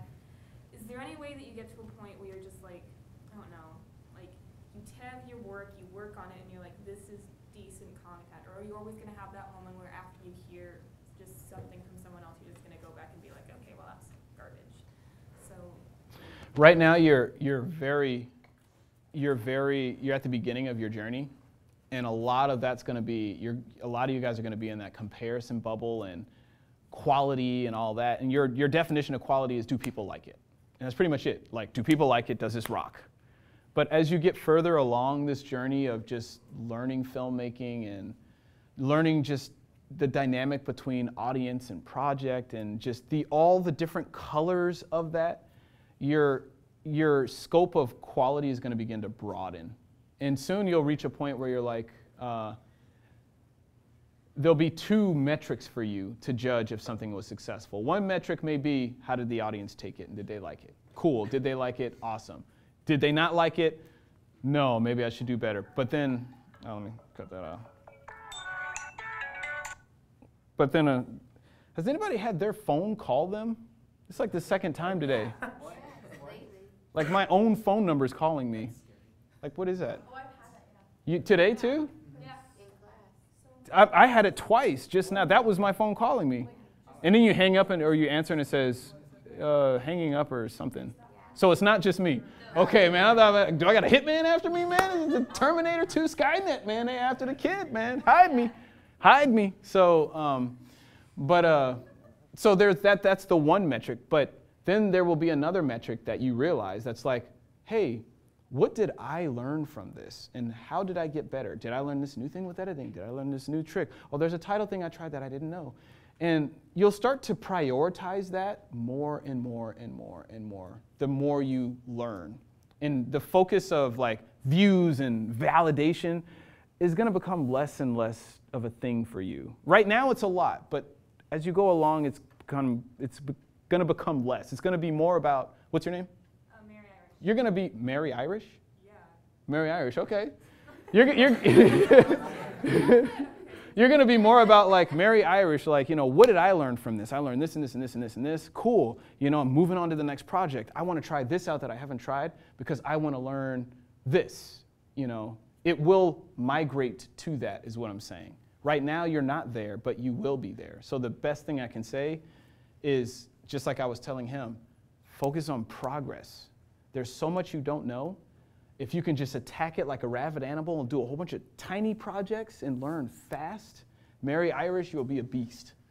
You will. And you'll reach a point where you don't care about, if somebody doesn't like it, you'll be like, okay, well, I can point to 5 reasons why you, whatever your name is, probably wouldn't like it. You know, like, different taste, different this, different that. It's not necessarily that my quality sucks. It's more so like, you know, everybody's different. And by the way, this is just one film in a string of films that I'm going to create. You know, this is not the one thing I'm ever going to make that I'm going to live and die by. Like, I'm going to make a ton of other films. Like, don't place your identity on your work. Place your identity on your process, not your work.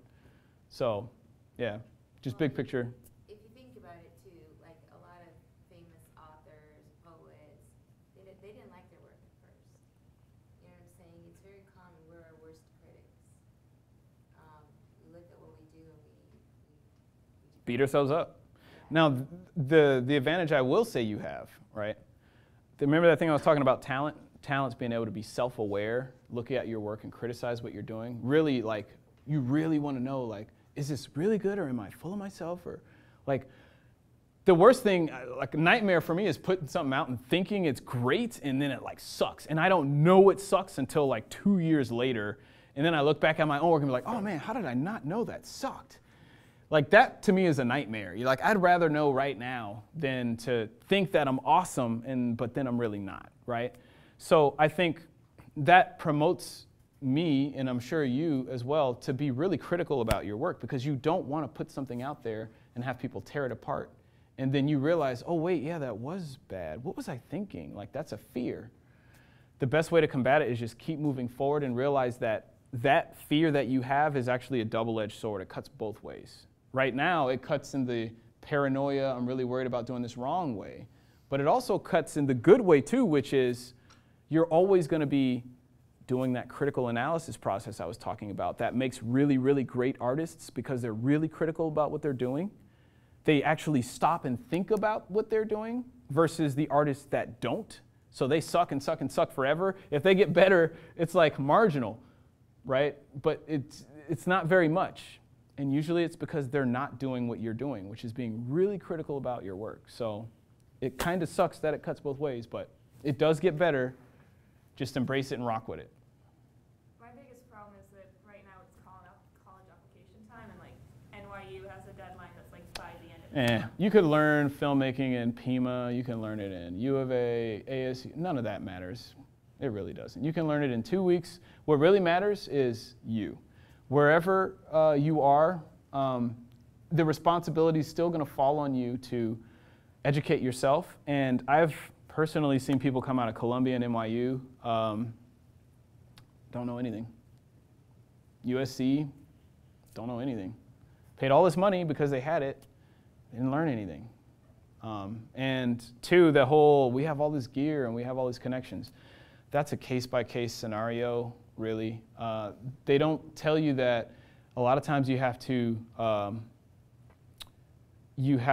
apply to use these fancy cameras that they all say that they have. And they do have them, but they may have one or two, and you have to apply to use them. So you would be applying against, you and you and you and you, and then they decide, hey, MJ is going to be the director, so he gets the camera, so you have to find your own camera. Oh, by the way, we like what he's doing, so he gets to be the director of the program, and then you have to be some other role, which is not a director. So you're like, what? I'm not paying $100 to not be a director? What?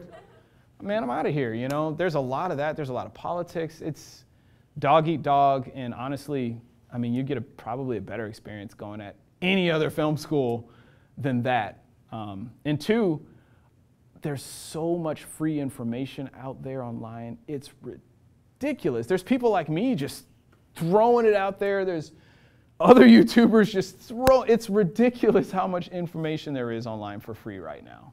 Crazy ridiculous. So if you just shot your own films, every film is a film school, and I will say that 10 times wherever. Every film you do is its own little film school. Like, there's so much you'll learn in doing them, or shooting a music video or a wedding or a commercial, anything. Like, every single time you do it, it's like its own little school with the amount of stuff that you learn. And if you prioritize doing small projects for progress, save the masterpieces for later. We all got masterpieces, I get it. Save them for later, though. Like, don't you want to make all your mistakes on little projects that you don't care about, right?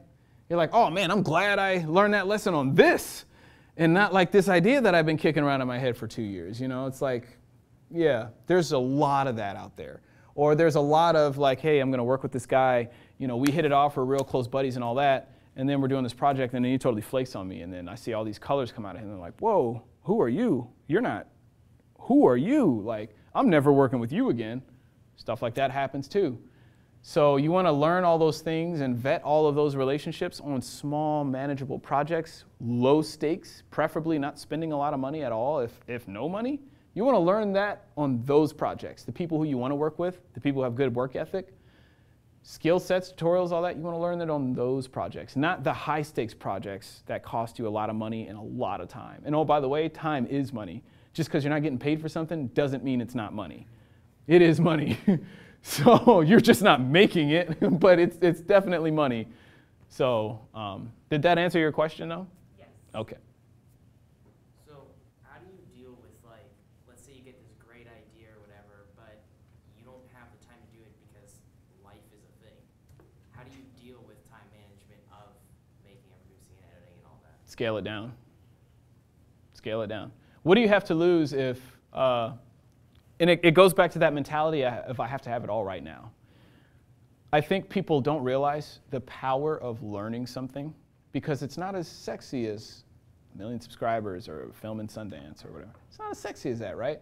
Getting that validation from the world, right? But when someone says, hey, just do tutorials, do experiments with cameras, shoot little microfilms, the second we hear that, it's like, I don't want to do that. That doesn't sound fun, right?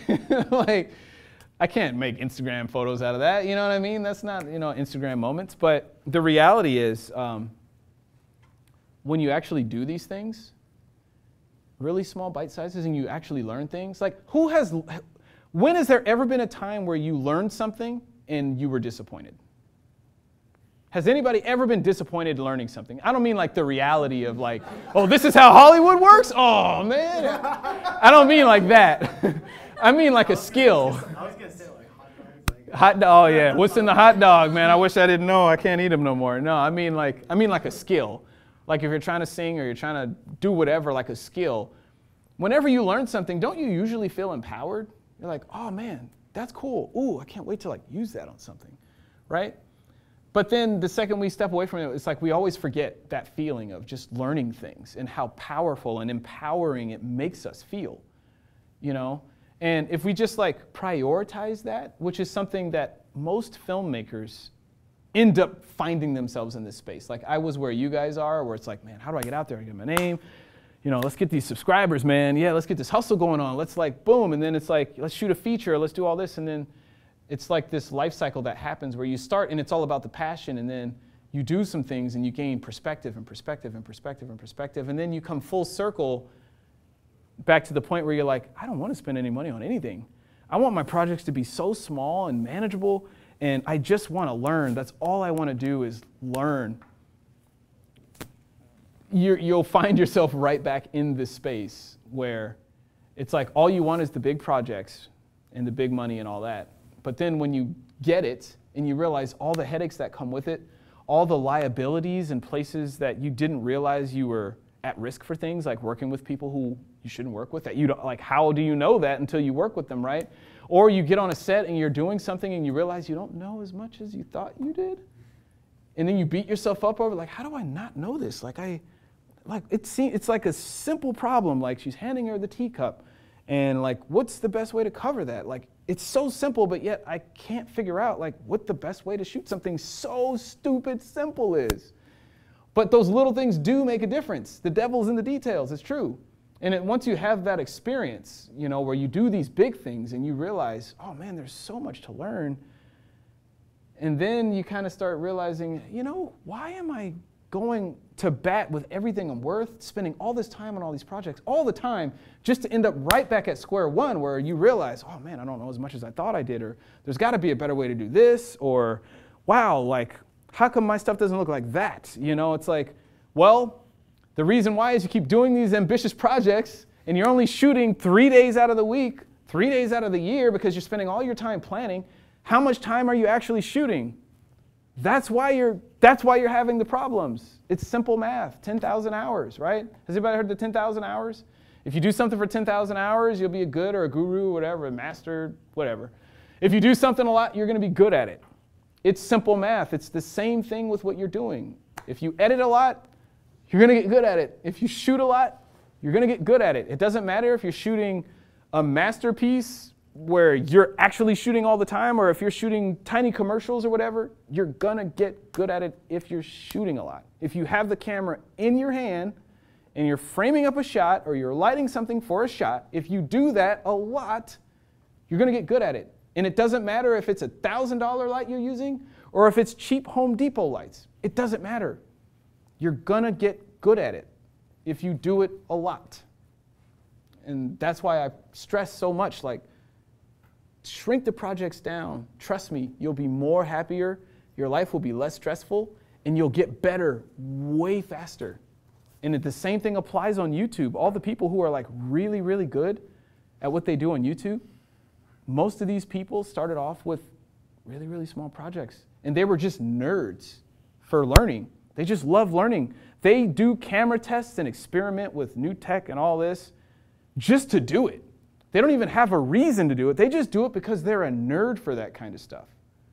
Whereas most other people, oh, I'm not shooting 120 and doing anything unless I'm shooting a film. I'm not going to camera test it. I'm going to wait to do all these tests and settings and all that until I'm actually shooting something. That's what most people do. So then they get on set and they're fumbling with settings. They don't know what they're doing. Whereas the nerd who's just like, I just love learning, I just love doing it, they go and they do this crap all the time. And then they look up stuff and then they just do tests. Oh, I saw this little thing. Let me mess with that. What's this lens whacking thing? Okay, let me just try that. They're just always fumbling around. But guess what that is? Hands on camera all the time. Little experiments all the time. That's why these guys are monsters. They love learning. And that's the difference. They can make masterpieces out of anything. They can do a little doc about a wooden chair and get more views on it than somebody who's trying, but that's why they're so good at their craft. I would rather be the guy who can make a masterpiece out of anything than to spend 8 years on a masterpiece that may or may not do good. And then, oh, by the way, at the end of that 8 years, even if it does good, guess what? You got to do it again. What's next? So would you advise some of these kids to, like, there's all kinds of like video contests out there. Oh yeah, do them all. There's like FBLA video contests. You do those things and you're getting that practice with it, you know, because sometimes the kids are like, well, I don't really like that prompt. It's not about the Doesn't matter, just shoot. It's about the work, it's about the learning. It's about the learning, just shoot. And then you don't have to figure out what you're going to do, except for it's connected to some prompt. I mean, it's saving them that back work, and it lets them focus on the shooting. Do the prompt wrong. If you don't like the prompt, do the prompt wrong. Like, what's to say? You're not going to win anyway, right? If you don't win, it's like, so what? I just shot something I cared about. I just wanted to shoot. I didn't win. So what? Like, at this phase, it really needs to be about, you should gauge your progress on how much you've done. Literally. How much have I done this semester? How many little films have I shot? Or how many little experiments have I done? That's literally your progress. If you've done nothing, you gain nothing. There's no such thing as standing still. You're either moving forward or you're moving backward. If you're not touching a camera, messing with settings, and shooting, and you haven't done it in 6 months, you may not realize it, but you're moving backwards. You're getting rusty, right?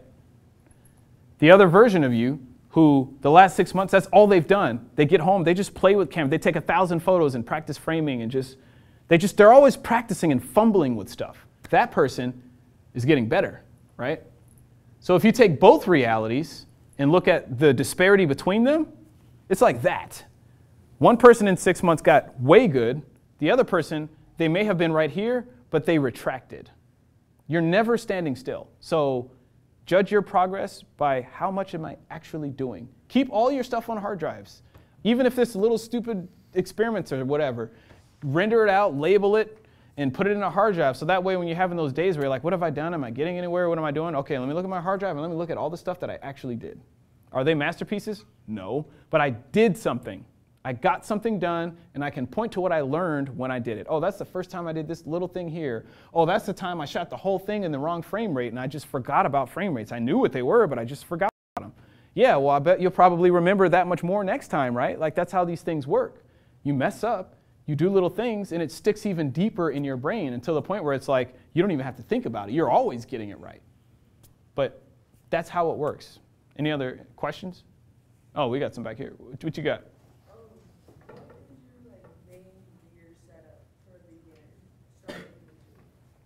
What's my main gear setup? For anyone? Well, that's situational. If you just got a phone, use your phone. If you have a T3i, no, seriously. Oh, yeah. My first short film was on, not this phone, but Use a phone, because guess what?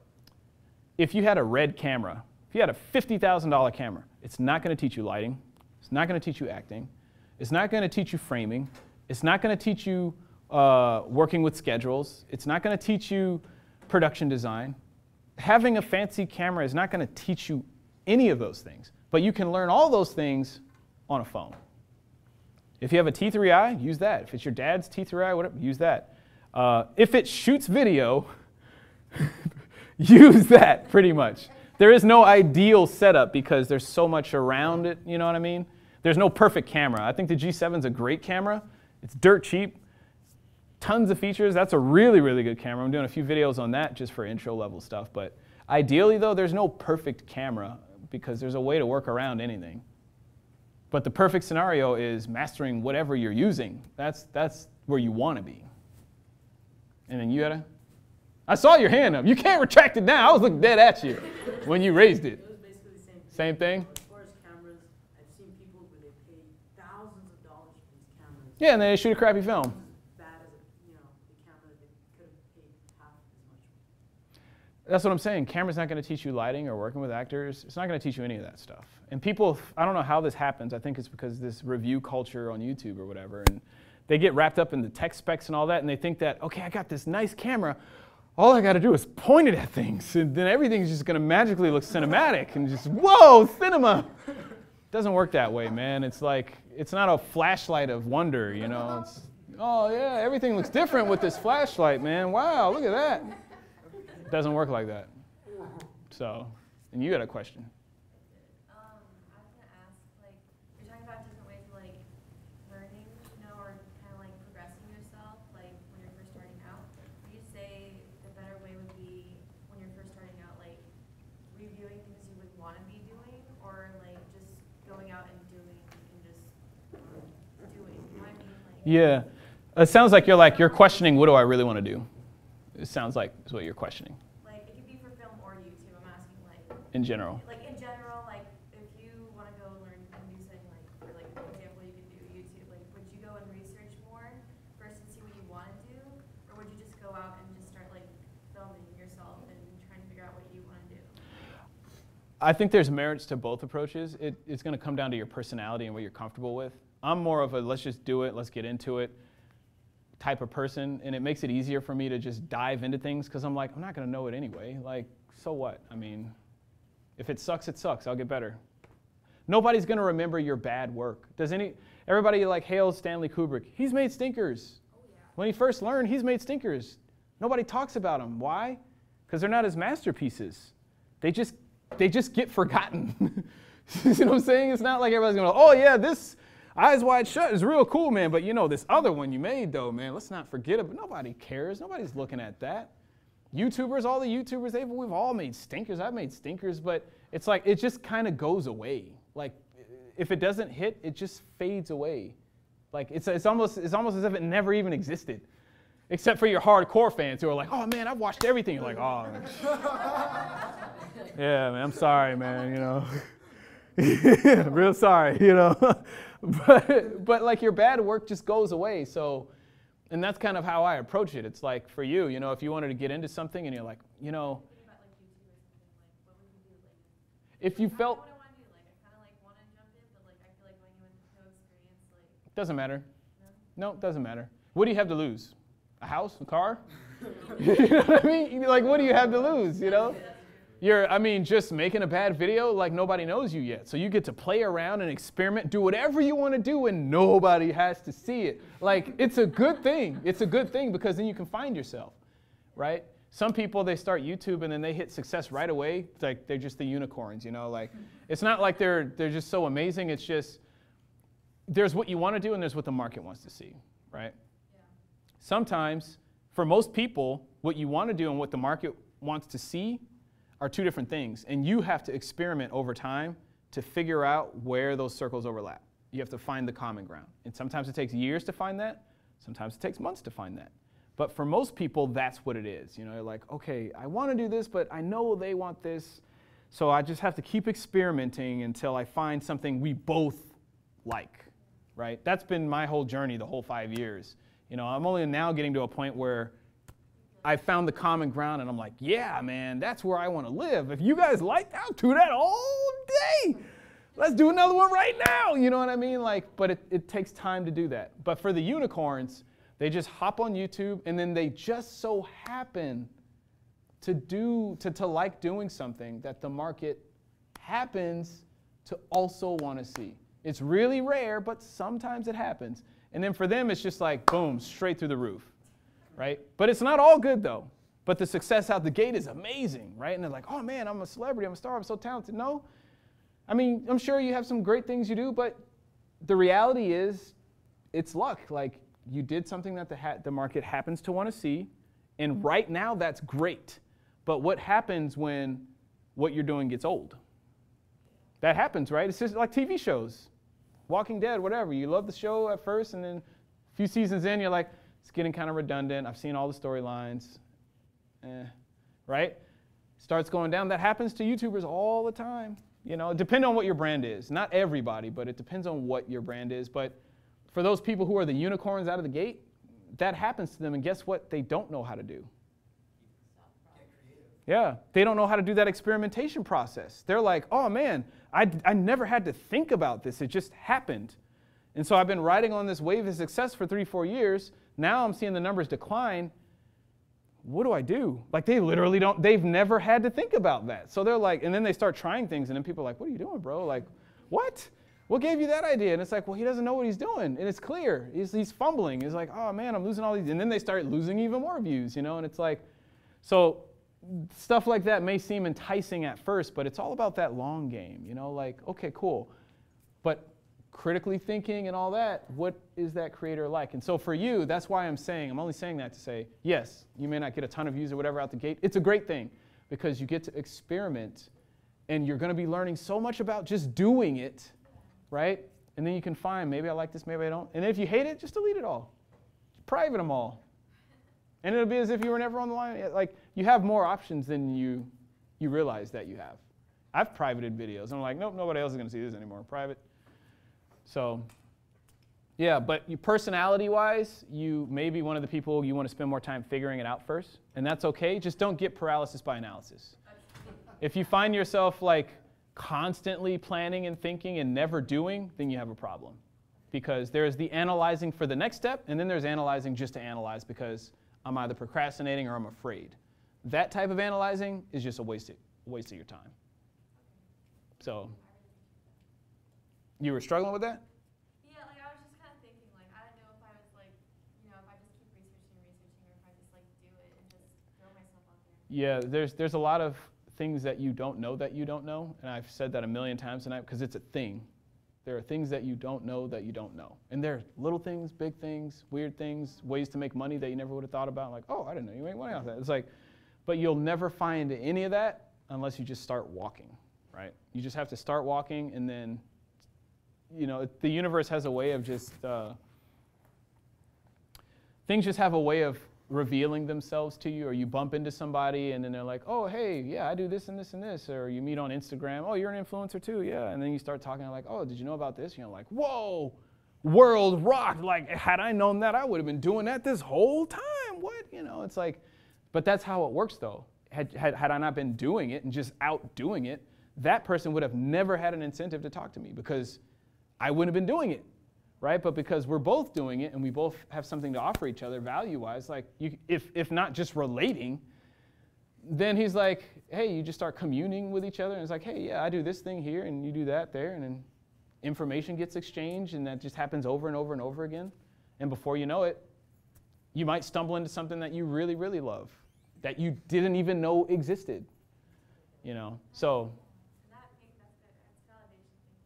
yeah, you just have to start walking. So, I think a phrase you should remember, like, the best thing you can do is the right thing.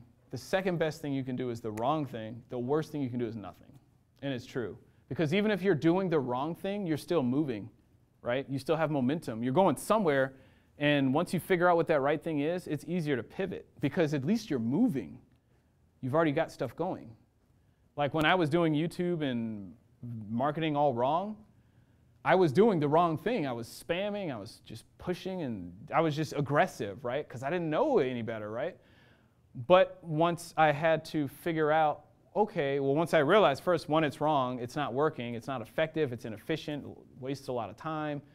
And two, people, you just can't do that. Like, that's not sustainable. So once I figured that out, and it's like, yeah, you know, these guys aren't doing that. It was easier to pivot for me because I was already moving. And because I was already moving, I was learning all those little things that I didn't know, and noticing things and just uploading and learning the culture of YouTube and just how it works.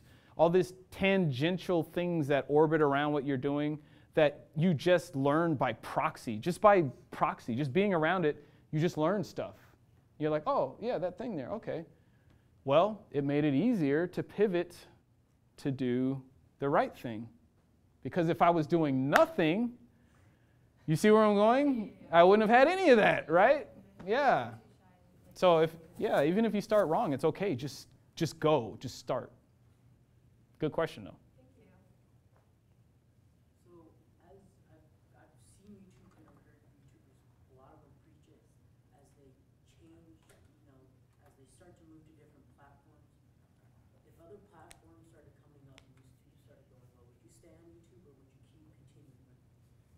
I think it depends. I think other platforms are going to come up, and it's going to turn into more of a what platform are you on as opposed to just a YouTuber. So if you're on Amazon's platform or whatever their thing was, it'll just be like what platform are you on? And I don't think there'll be a premium on like loyalty to YouTube or anything because it's a business, right? So if it makes sense for me to migrate to Facebook or Amazon, then I'll migrate to Facebook or Amazon because ultimately my audience follows me for me, not because I'm a YouTuber. If I did what I do somewhere else, they're going to follow me over there because they want the content and the value that I'm giving. It's not specific to YouTube. And YouTube, it's doing great right now. They may do great for a really long time. They may not. We don't know.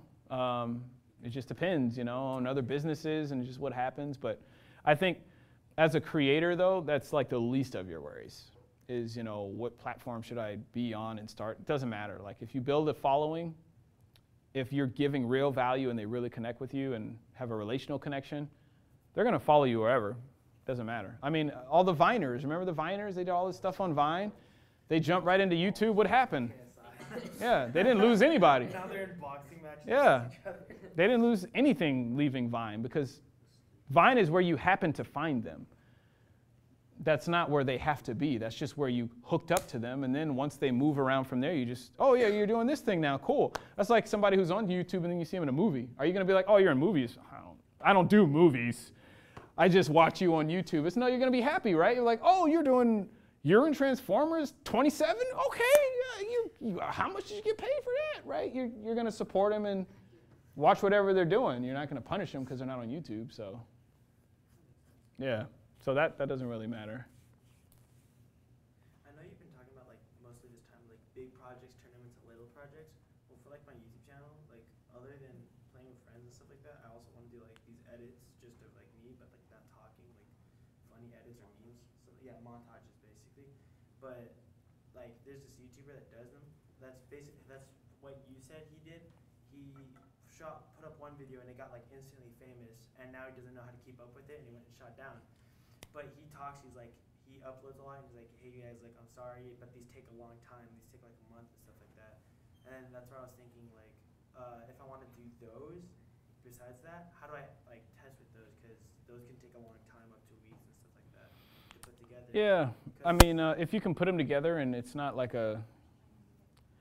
if it's something you can feasibly do and it just takes a month, great. If you're working every day and you're always editing, that's a ton of editing experience. I was only saying with shooting, it's like shooting is so specific because there's a pre-production and then, you know what I mean? So then, it's different because it's Yeah, not- you're always yeah, editing. I'm You're always editing. yeah. So it takes a while to do that thing, but you're always doing that thing. Okay, I was So gonna say, like, should I do shorter ones? Stuff like yeah, that. if you want to just get out more, then sure, do shorter ones. But in my eyes, you're doing the thing anyway. So the shooting part was just a different animal. But yeah, and I just say ride it till the cows come home.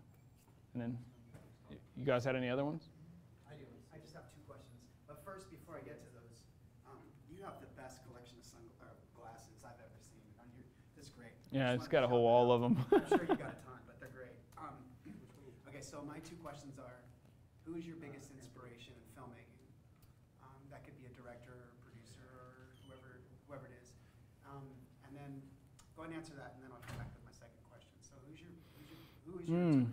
You know, that's so strange of a question now because Hollywood and filmmaking is in this weird place where, you know, the Netflixes and the Amazons are taking over literally, like they're buying up the studios. They just closed a huge deal a couple of days ago.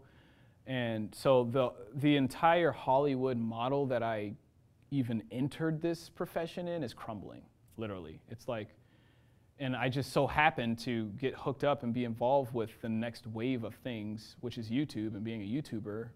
And somehow I ended up in this rock star status that I don't even know how I got here because I only joined YouTube so that I could do the Hollywood thing. I'm like, okay, you need an audience, cool.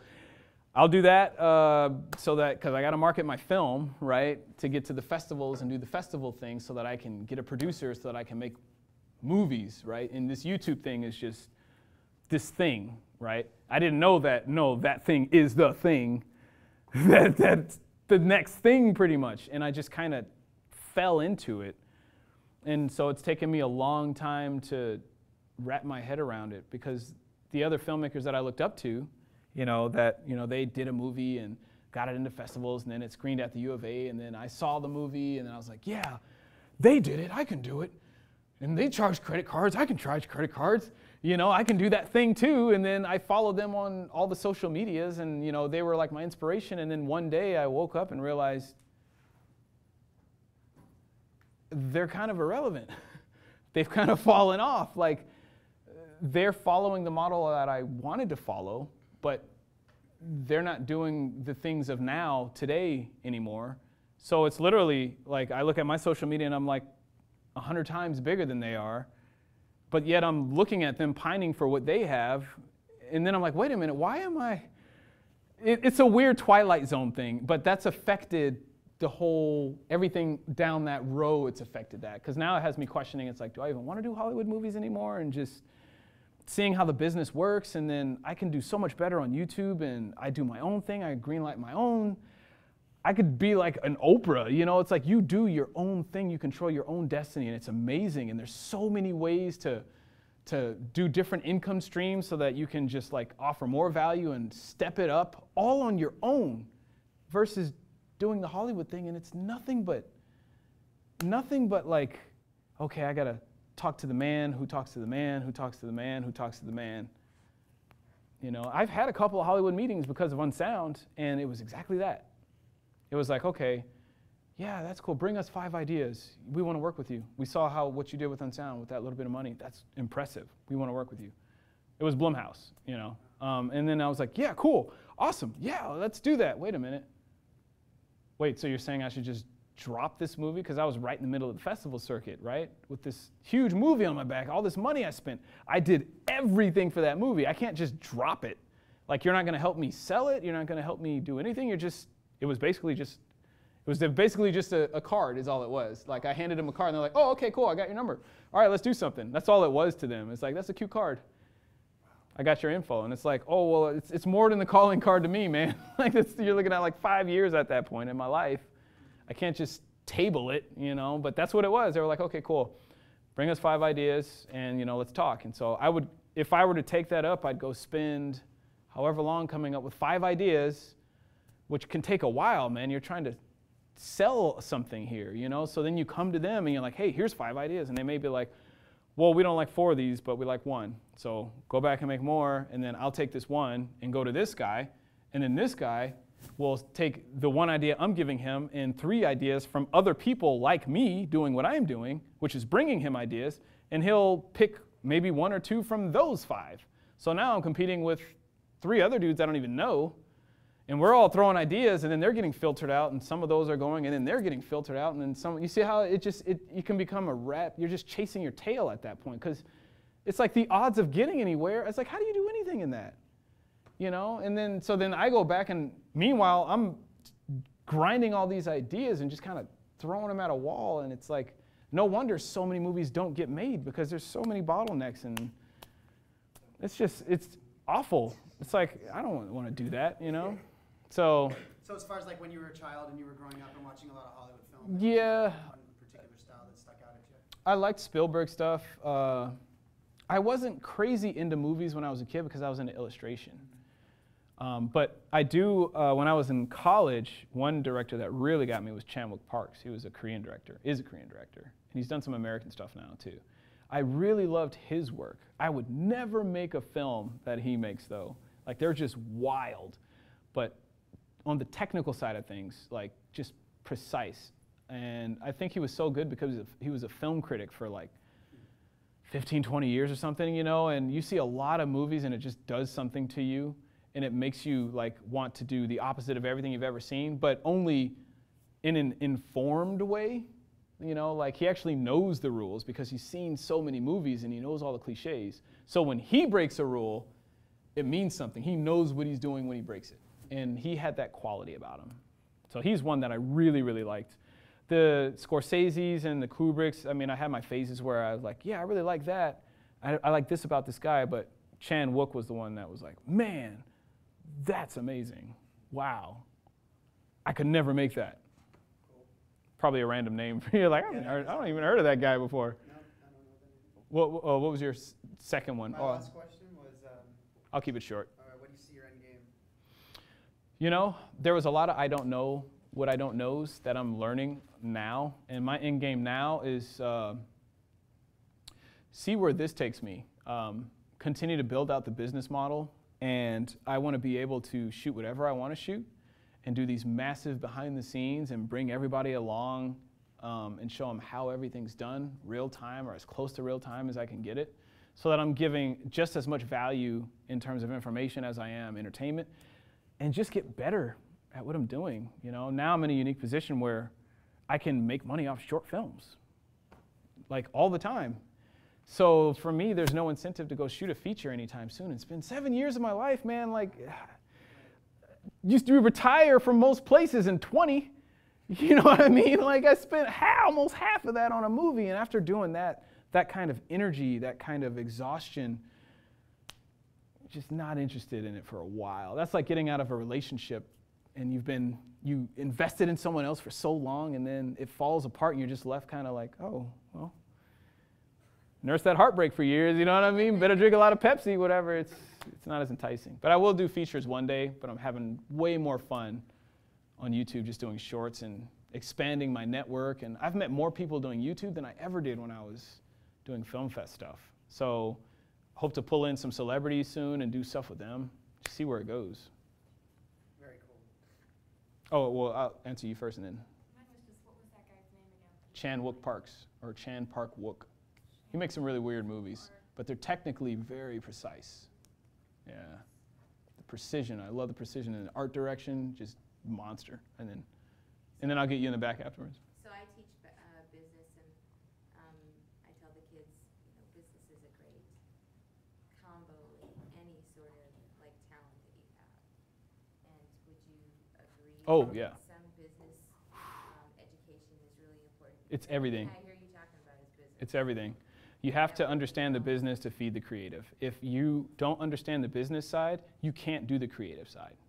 It's just the way it works. Like, the business is the rubber on the tires of the creative. Like, at some point, you have to make money, right? We all have bills. And at some point, what you do has to be sustainable so that you can hire other people, because you can't do everything by yourself. So, and two, in the case of a lot of these filmmakers, which is, you know, a big reason why the Hollywood system is kind of going the way it's going, is because of the business model itself is just not sound. It never has been. But now that the online thing is as big as it is, and there's these things called metrics, and there's these things called watching viewing patterns and statistics and hyperlinks, and you can get so much information about your audience, when they watch, how long they watch, where they watch.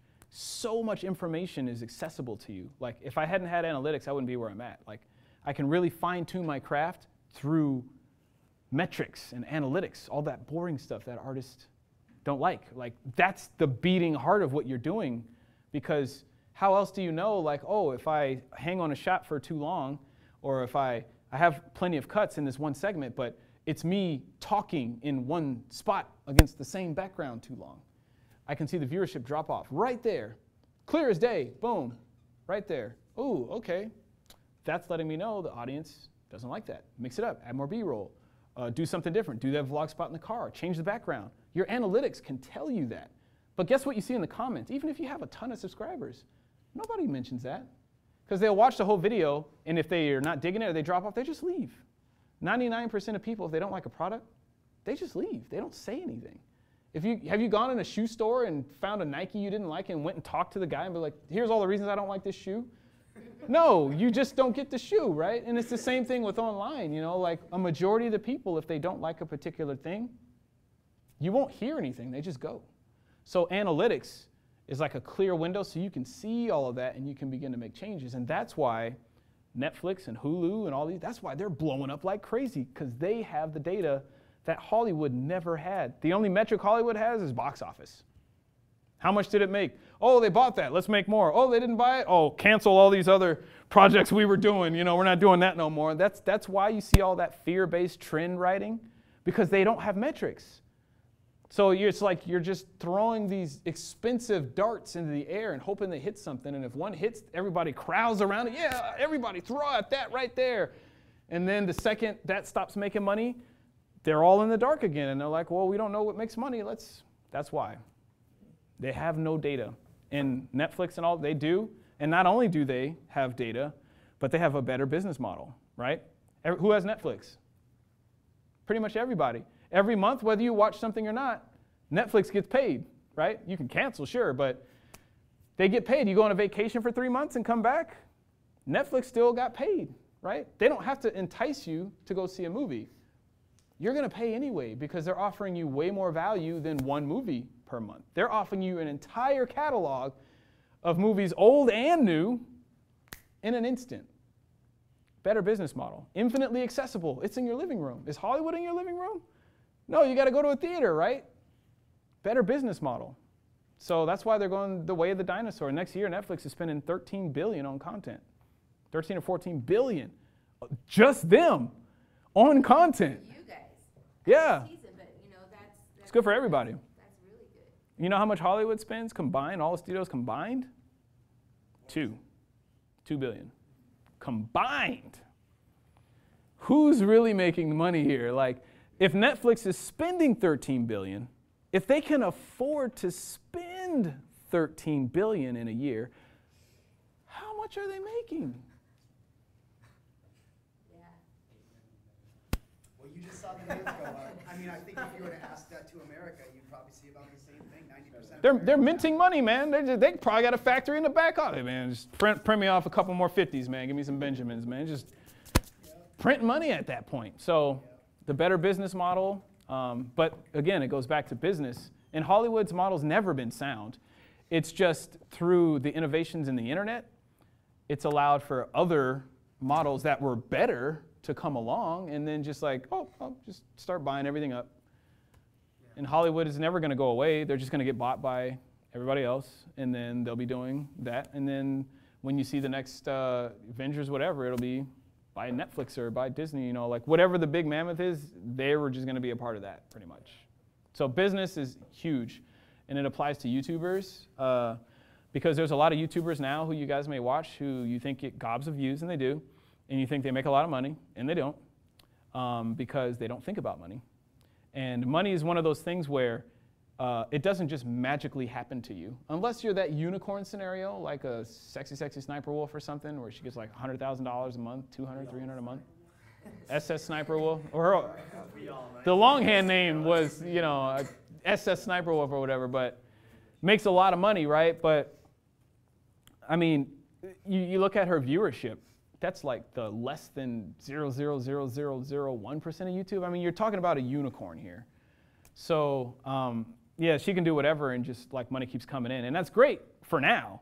But when that gets old, you know what I mean? It's like, I hope you're saving that money because you're not going to be on top forever. You know, you got to be smart about this. But for most people on YouTube, you got to build other income streams into this. And if you think about that, it's not as hard as you think, you know, but you have to think about it though. I think people, for some reason or another, we're creatives, we don't like to think about money, or we feel bad for thinking about selling things and somehow it makes us less creative. And it's like, it's not true at all. Like if you want to do what you're doing, there's value to it. And you need to think about that value because you have to take care of yourself before you can take care of anybody else. You want to make these great videos that change the world and affect people. How are you going to do it if you're broke?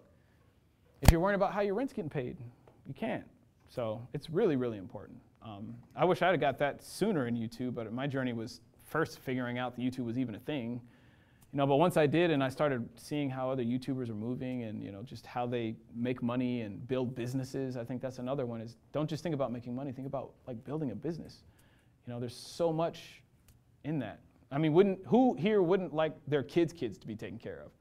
You're like, yeah, if I die, Timmy, your kid that's not even born yet is good. Like, that seems like something I would want to do, you know? Like, yeah, if I'm gone, my family is taken care of. That sounds good to me, not just, yeah, I got rent paid. How are we going to pay it next month, you know? So, yeah, business is really important. And somewhere along your journey, if you're not thinking about it, right now you're in high school, obviously, but once you start in what you're doing, the sooner you think about how am I going to make money doing this, the better, because there's plenty of opportunities that you can take advantage of. My question was, when you first, got your taste of film, what really hit you with that wow factor that you were like, I want to do this, I really want to just go after it? Yeah, the artifice of it, how fake it was, is what really got me. Because when you don't understand how films are made, you think it's easy. It's like you just point a camera at people doing whatever, and you don't realize how much technical know-how goes into it, like the light in the refrigerator thing. It's like someone who doesn't understand how films are made would never in a million years think of that. But then once you get a peek behind the curtain and you see how the magician is moving the strings, and you're like, whoa, it's like this whole world of people and technical know-how and understanding frame rates and how the light can flicker your image if the syncing, and it's like this whole thing is constructed around this movie to just make the movie look normal, just to make it look like it's as if you're just watching normal people, and I fell in love with that aspect of it. It's like when you watch an amazing singer and you're like, oh, singing must be really easy, and you hear the amazing singer like, yeah, that's easy, that can't be that hard, but then you go sing and you're like, whoa, there's way more to this than I thought. And then you look at that amazing singer and you're like, man, I can't imagine how much time it must have taken you to get that good. You have a newfound appreciation for it when you take a peek under the hood. And that's what kind of gave me that moment for film. Thank you. Oh, you're welcome. And we'll take a few more. What you got? I think we're probably going to get the boot here now. So the boot. Sweet. Yeah. Well, thank you guys. No more questions?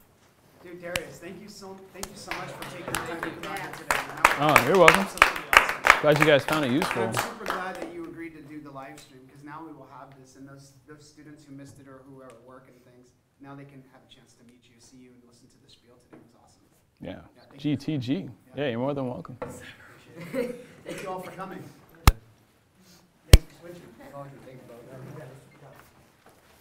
Oh, and I still got the, Mic on. yeah. Blah, blah. Blah, blah.